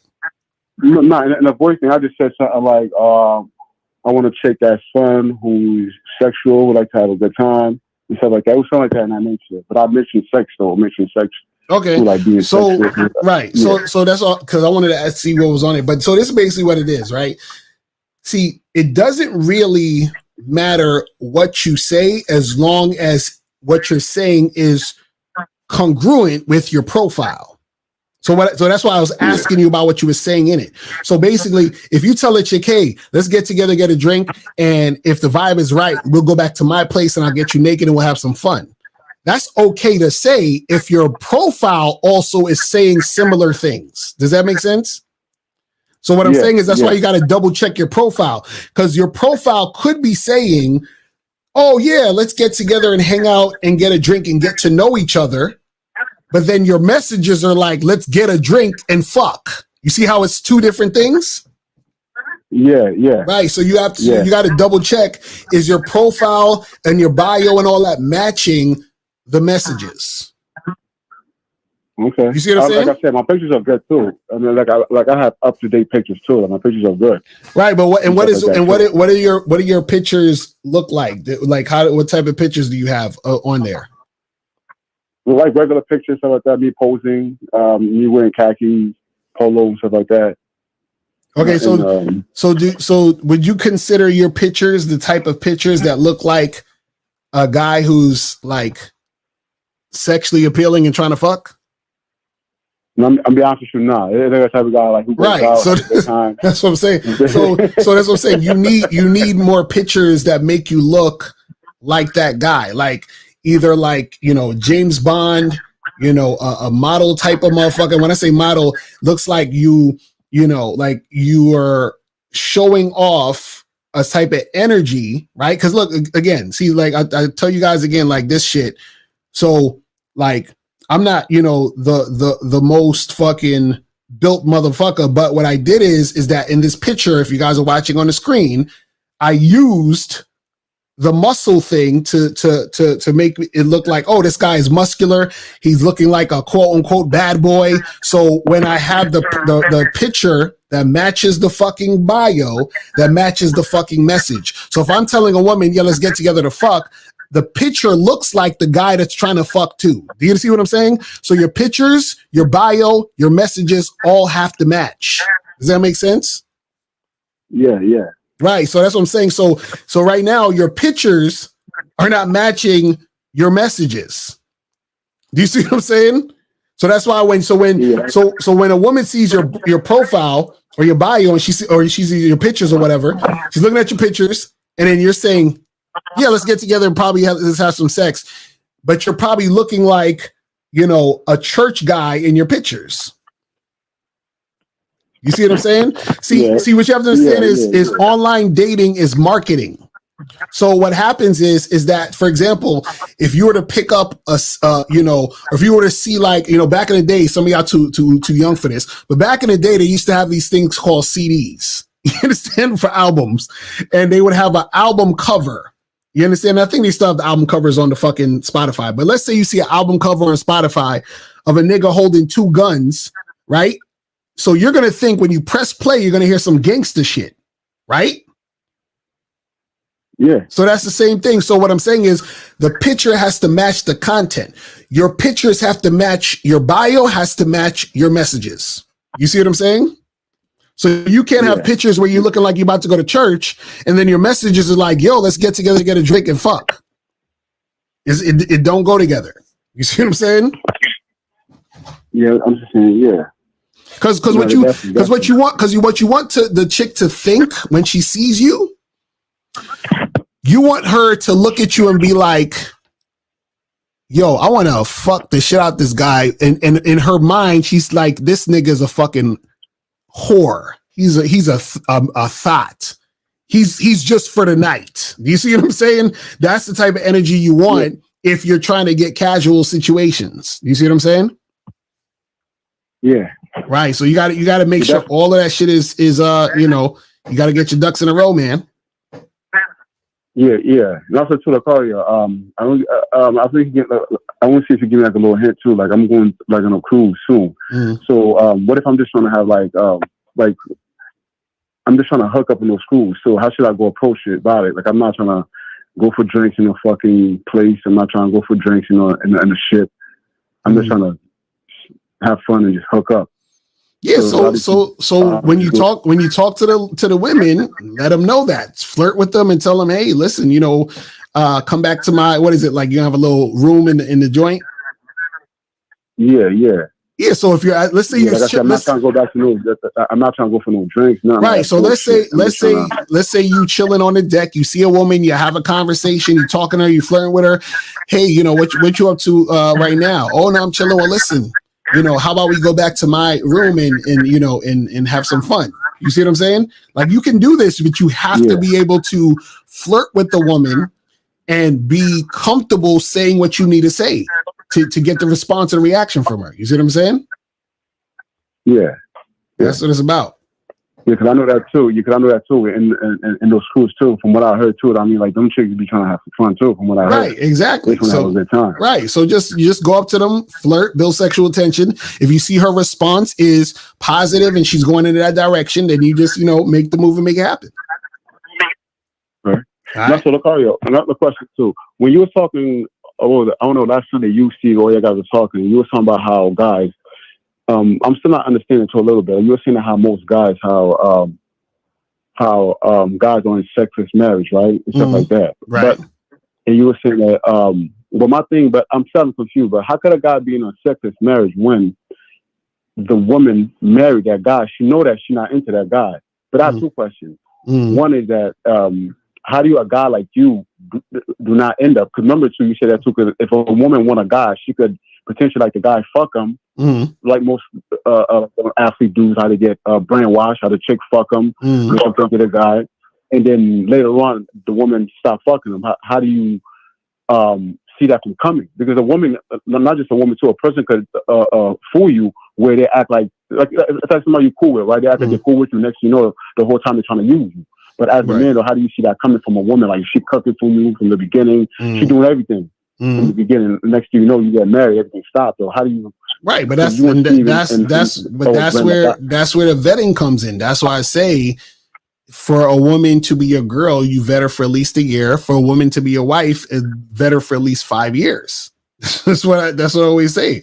So if you're vetting a woman for that long, she has to be consistent for that long.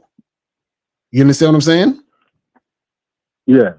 Right. So that's what I'm saying. So you're saying that by doing that, a guy have a high chance of not being in a sexless marriage, or a guy sees that if the woman is, because you all say that too, you have to see if the woman is sexually attractive, because right. But my thing is that too, can a woman be sexually attracted to you, not want to fuck you right away too? I'm not gonna say I understand you are right. Yes. So you're saying can a woman be sexually attracted to you and not want to fuck you on the first night? No, yeah. No, so this is the thing. A woman could be a woman being sexually attracted to you, she could not fuck you on the first day, right? But she wants to fuck you on the first day. But what happens is that she's not 100% sexually attracted to you, because if she was, she would. You see what I'm saying? So what I'm saying is the fact that she can resist means that part of the reason why she's resisting is because part of her doesn't have the desire to do it. It's just like, for example, if me and you just ate, right, and your stomach is full, you can resist this other food right here because you're full. But if you haven't eaten in 2 days and somebody's like, hey, I'm cooking some food, do you want some? You're not going to be like, oh, well, let me chill and relax. No, you're like, hell yeah, I want the food now. I want all of it. Matter of fact, I want seconds, because you're starving for it. So if a woman's not starving for you sexually, that means that she's not highly sexually attracted to you. Just like if you're not starving for food, that means you're not hungry. Do you see what I'm saying? Because you see what I mean? Yeah, so it's the same concept. No, you not brought it up too. Like I said, I went on a date too with a chick, and then we were kissing, everything like that. We were kissing. I was sucking her titties, stuff like that. And the next thing you know, I'm not trying to bring her back to my spot. She was like, "Nah, I'm not ready to fuck." So I let her go. She texted me the next day. She would have had a good time. She wanted to see her again. I was like, "Nah." I was like, "Nah, I'm all good." The fact that I was like, "I'm all good." I mean, like I said, I gave you an opportunity. You didn't want to fuck me. I'm good. She was like, "Oh, it's not that. I just want to fuck guys by the way." So damn, you went savage mode on her.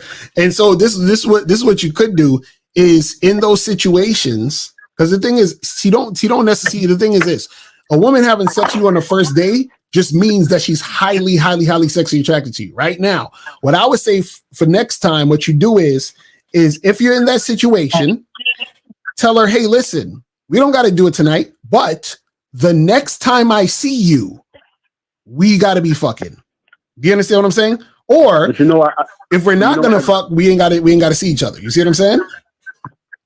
But I became that savage mode. You'll use that like a corporation or business. Mm. When you have a shot in a corporation, let's just say you go to Google, it's one shot, like you say, and they ask you, and they tell a man or woman that you must fly out all the way to California for the job interview. And this job pays $100,000. You think motherfuckers gonna fly out? Exactly. I agree. I agree. And I agree. And that's I'm gonna give an example about how this artist, I guess the woman drove like 6-7 states just to go see that artist. It let you know. I'm like, shit. It was like, it let you know how women, when they desire somebody, like they're like, fuck it, and they're gonna make it happen. Right. And so with that woman, just understand that was just medium interest. But see, because this is what you got to understand just generally, because you could have still smashed her, but just understand it's medium interest. But this is the thing. When a woman is highly sexually attracted to a guy, right? That woman will have sex with that guy when he wants to have sex. You understand what I'm saying? So what'll happen is that, you know, most of the time guys are trying to fuck the first night. You understand what I'm saying? In most cases. So this is why the sex will happen that way. But there are times where a guy may not have sex with her that night and may have sex with her the next night. But either way, when he wants it, she wants to do it because she's already thinking about doing it because she wants to make it happen. Right? So whenever you want to have sex and she's resisting, that means she's not 100% sexually attracted to you. Do you see what I'm saying? 100% sexually interested in you. Yeah.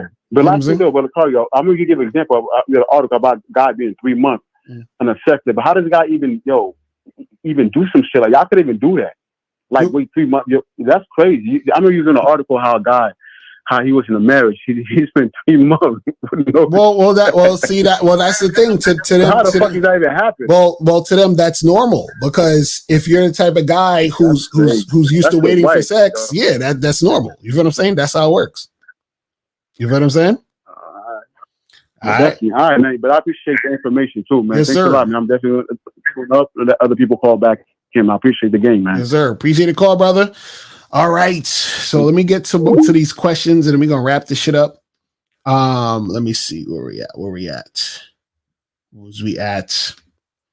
So if you initiate a convo with a woman, but during the convo, she consistently tries to lead, should you just leave her alone? Yes, absolutely. It says, example, she starts talking about the sky and then I change the convo to another topic and she keeps going back to the sky and ignores where I'm trying to lead the conversation. Absolutely. You leave that woman alone. I remember I was in a situation where, and it's so funny. I remember I was talking about this where I was talking to some girl and she kept like purposely ignoring what I was saying or asking her. And it was weird because my sense, it was almost like I was so sensitive to the energy that I could feel her resistance heavy. It was weird. It was like, I was like, damn, like I feel resistance, or I pick up on resistance quicker now. You understand what I'm saying? Because so it was one of those things where, and I'm sure you guys have been in these situations before, where you're having a conversation with a woman and you might say something or try to get into a certain conversation topic and she's resisting to even talk about it. So let's say, like, if I say to a girl, I'll be like, hey, what's the last, what was the last significant relationship you had? And then she'll say something like, oh, well, I don't really know you like that, so I don't want to talk about my relationships with you or some shit like that. And I'm like, the fuck? You know what I'm saying? I'm like, all right, we're done. You understand what I'm saying? Like, we're finished. We're finished. I'm like, that conversation's over. You have a good night. You feel what I'm saying? I'm like, that's a wrap. So this says, how do you handle your fuck buddy getting in a relationship during the vetting? Because I feel that messes up the process. No, that's the thing.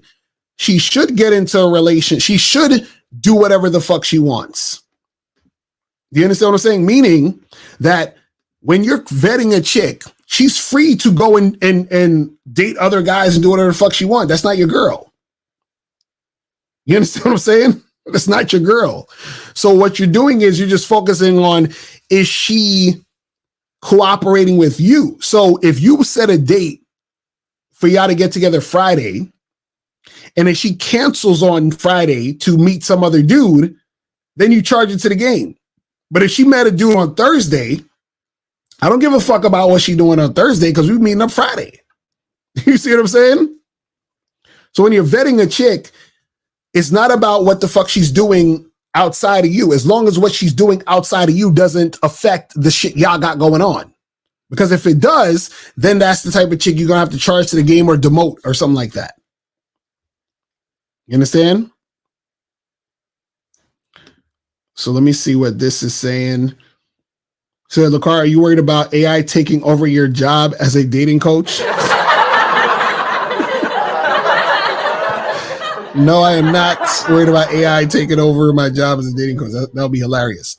Can you do something inconsistent during a relationship, take responsibility for messing up and continue the relationship? Or once you do something inconsistent, the relationship is cooked? No, you can get back on track and make shit work. You understand? You just got to make sure that you are being consistent from this point on. You feel what I'm saying? Let me see. Advice on setting time aside to approach women rather than the occasional women I see day to day going to work. Yeah, you could do that. That's always good too. Like take some time out. Be like, I'm gonna go to this bar event. I'm gonna do this, do that, and be at these places and meet women. Yeah, you definitely should do that. How much would you charge for weekend going out to approach? So this is the thing. Since we're getting the Game Kings 2 and all that shit ready for this year, the documentary and all of the other stuff, I'm going to start probably like mid to late summer, because I got to get this stuff together.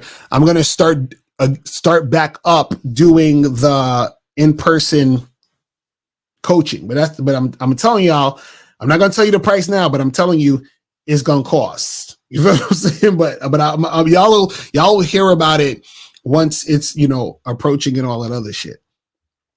He says, sorry, I'm not spending $5,000 to have Mr. Lucario take me out to cold approach. Man, Digo, stop. You ain't got $5,000. Stop capping.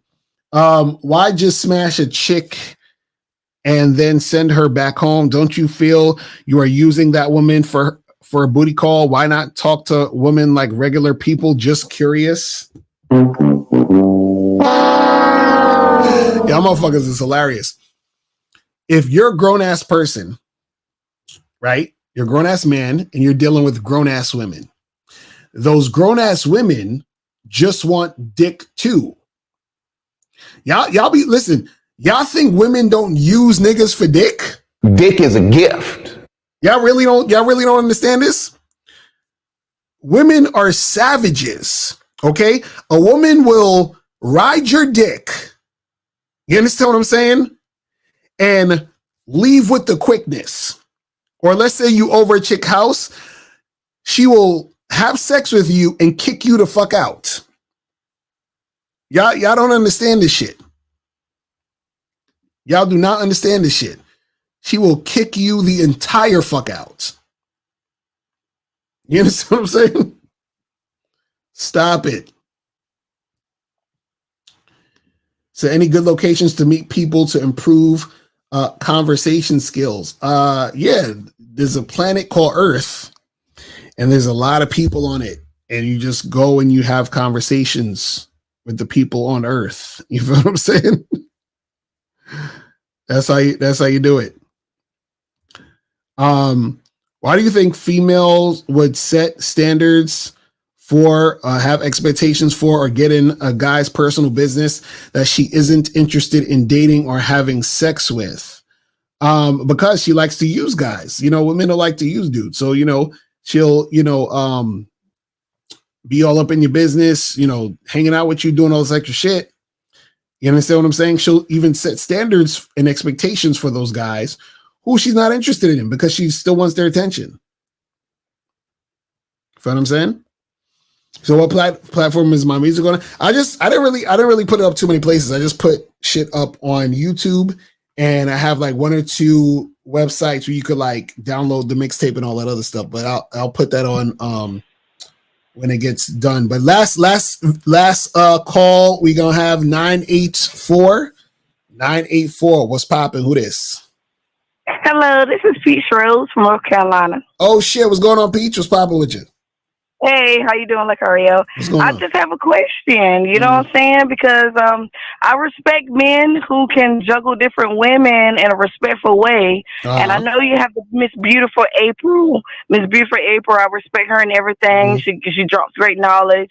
So with you having free will and everything, how do you keep the distinction from respecting your main woman, your queen, from the floozies, from your side pieces? You know what I'm saying? The insignificant women, the one you spark your interest. You know what I'm saying? Right. Well, the thing is this, and this is why, you know, it's beneficial for women when they're actually dealing with men who have game to understand the difference between being a woman in a certain position versus being a random woman. See, most guys, unfortunately, because they don't have game, let's say you were seeing a guy and he was the average type of motherfucker, right? If you was his girl, and let's say y'all were non-monogamous or something, or, you know, he would see other women, he would probably drop you at any moment when he found the woman that, you know, he liked, or that he you know, maybe she had a bigger butt than you or whatever the fuck it was. He would drop you because he's the type of motherfucker that just hops around and he has no standard. So what happens is that when you have a standard and you have a program, as a guy who has game, a woman has to go through a process in order to even be important to that man. So if I have a woman, like, so with me and April, right? We've been together for almost like 5 years at this point, right? And so what happens is that I'm not going to meet a woman, you know, tomorrow and be like, oh shit, now I'm going to be doing the same things I'm doing with April with her. I'm going to be, you know, giving her all this attention. Like, that will never fucking happen. You see what I'm saying? So the thing is that, you know, the regular, just random chick is never going to get the same treatment as a woman who is significant in my life. You feel what I'm saying? And then on top of that, you know, me personally, I don't want any other like long-term serious relationship anyway. You feel what I'm saying? I'm just at that point where I don't want that shit. You feel what I'm saying? So the thing is that any chick that I would even hook up with knows that type of shit anyway.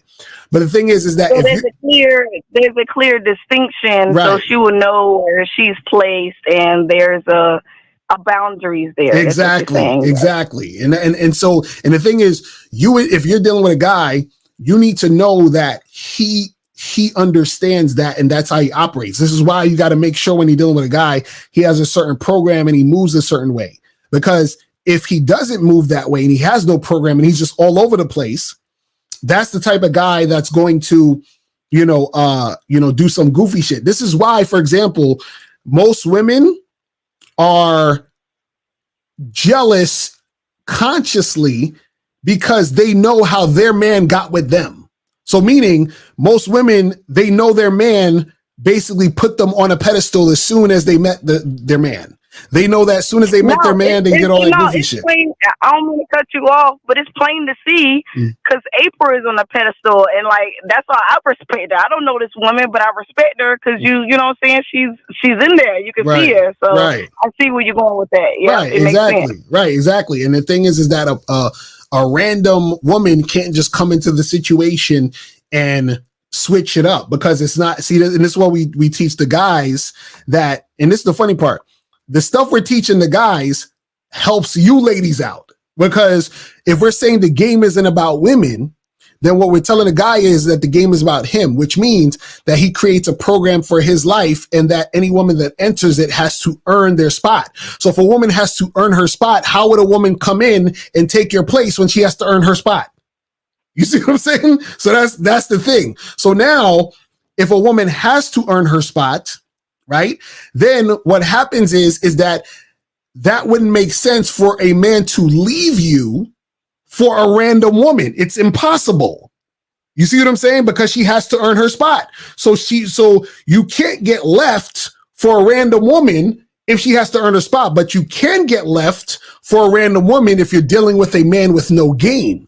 You see what I'm saying? Because a man with no game will leave you for a random woman. You see what I'm saying? That's how it works. You see what I mean? Yeah, I always wondered with that scenario, like the guy can have the perfect woman and then he'll cheat on her, and I'm always wondering what is the guy thinking, right? And that, right, because he has no standards. He has nothing that. Because the thing is this: when a man is dealing with a woman, that woman is a reflection of him.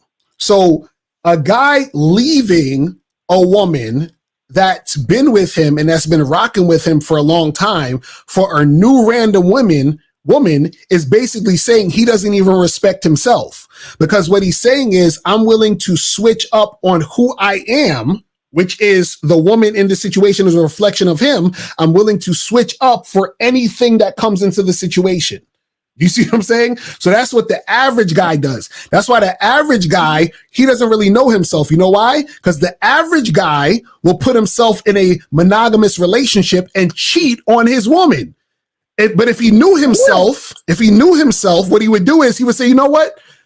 I know that I might want to, from time to time or at some point, interact with another woman. So how about I don't be in this monogamous situation, or if I am in this monogamous situation, I let my woman know that, hey, this is what's going to happen. But because the guy doesn't know himself and because the guy has no standards, what he does is he gets in a monogamous relationship with a woman and then he cheats on her. So he does things behind her back. Do you see what I'm saying?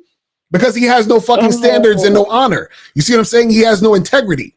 So that's why guys be cheating and all that other shit, is because they have no game and no respect for themselves, and therefore they have no respect for the women that they're dealing with.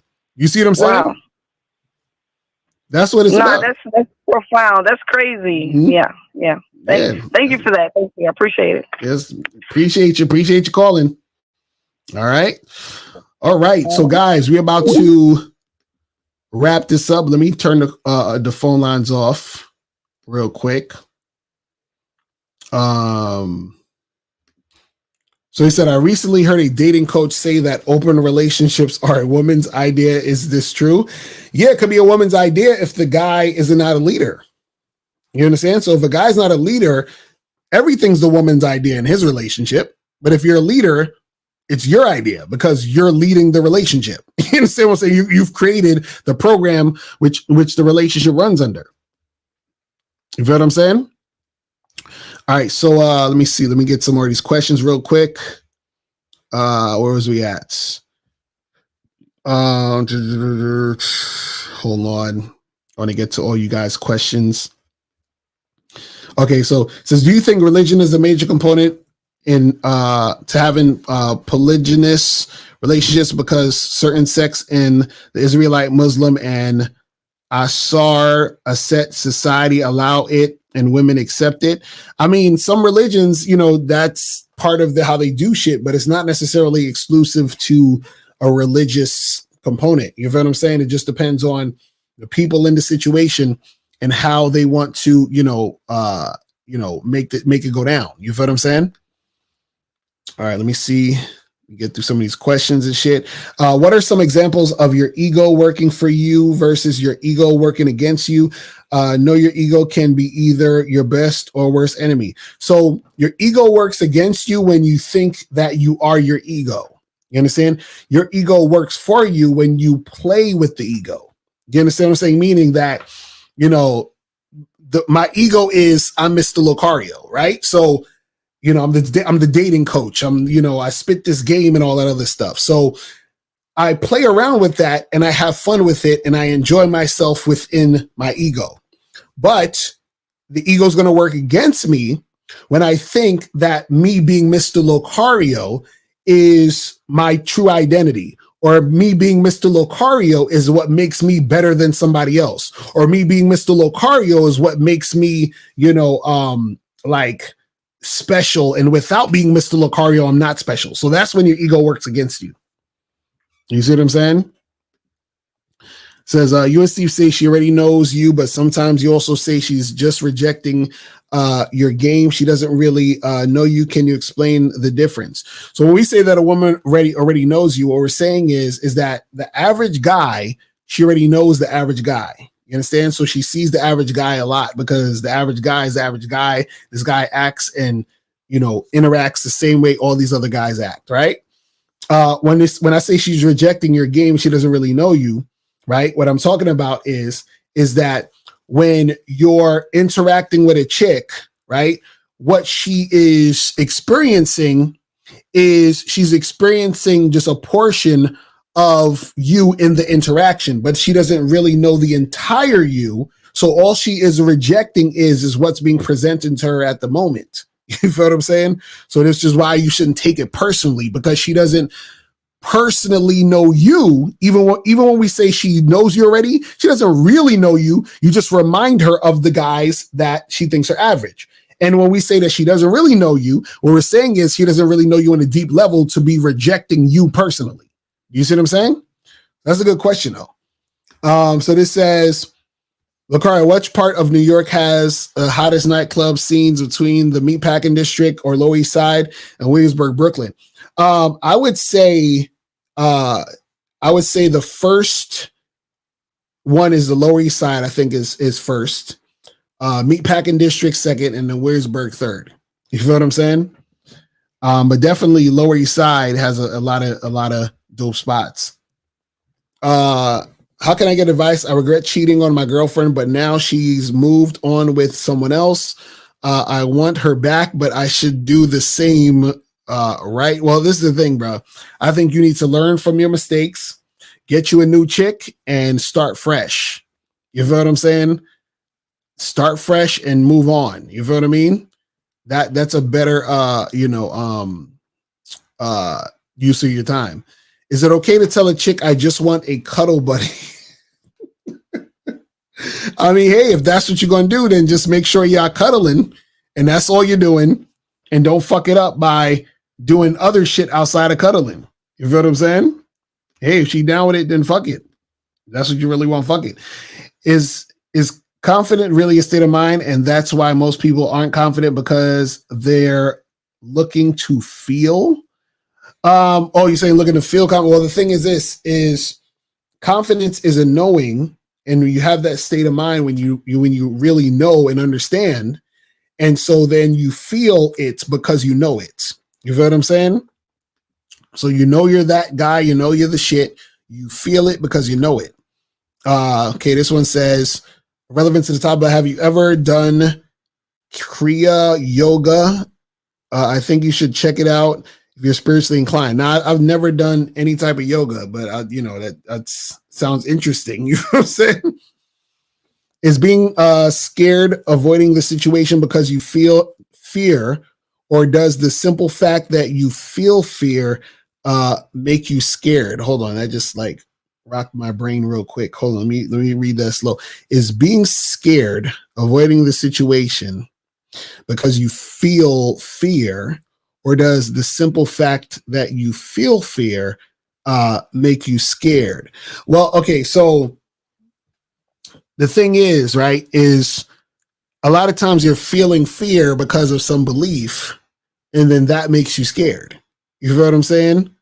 So the thing is that a lot of times that fear that you have within you is coming from some sort of fucking belief you have that's making you think this is something to fear in the first place.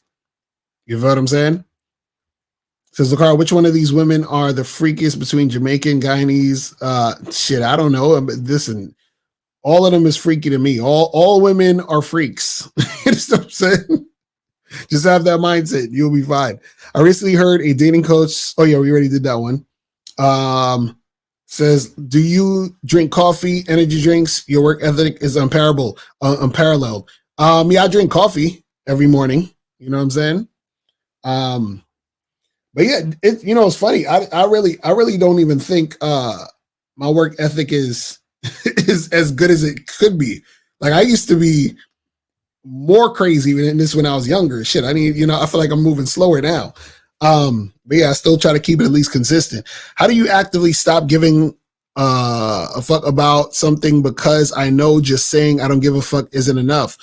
Well, you really stop giving a fuck when you focus more on you. So instead of worrying about saying you don't give a fuck, focus more on you, because by you saying you don't give a fuck, you're focusing on the fact of not giving a fuck, which means that you kind of do give a fuck because you're focusing on not giving the fuck. So you got to get away from the fuck part that you're not giving and then focus on some other shit. You know what I'm saying? That's really how you do it. He said, can you make a program talking about why we closest to what? I don't know what that is. You gotta redo that shit. But goddamn, it's almost 1:45 in the morning, and I gotta eat this fucking food. Jesus Christ! Listen, guys, we about to wrap this shit up, man. So today, later on today, we're gonna be doing a show, the 415 show, me and Miles. So make sure you guys tune in for that. I didn't even know he's gonna go 2.5 hours. Jesus Christ, man. But yeah, man, appreciate y'all tuning in for this late. You know what I'm saying? And yeah, man, I will holler at you guys later today, 4:15. All right, so that's pretty much it. And I will holler at y'all later. All right, and remember, guys, the truth is inside you. Peace. I'm going. I'm out.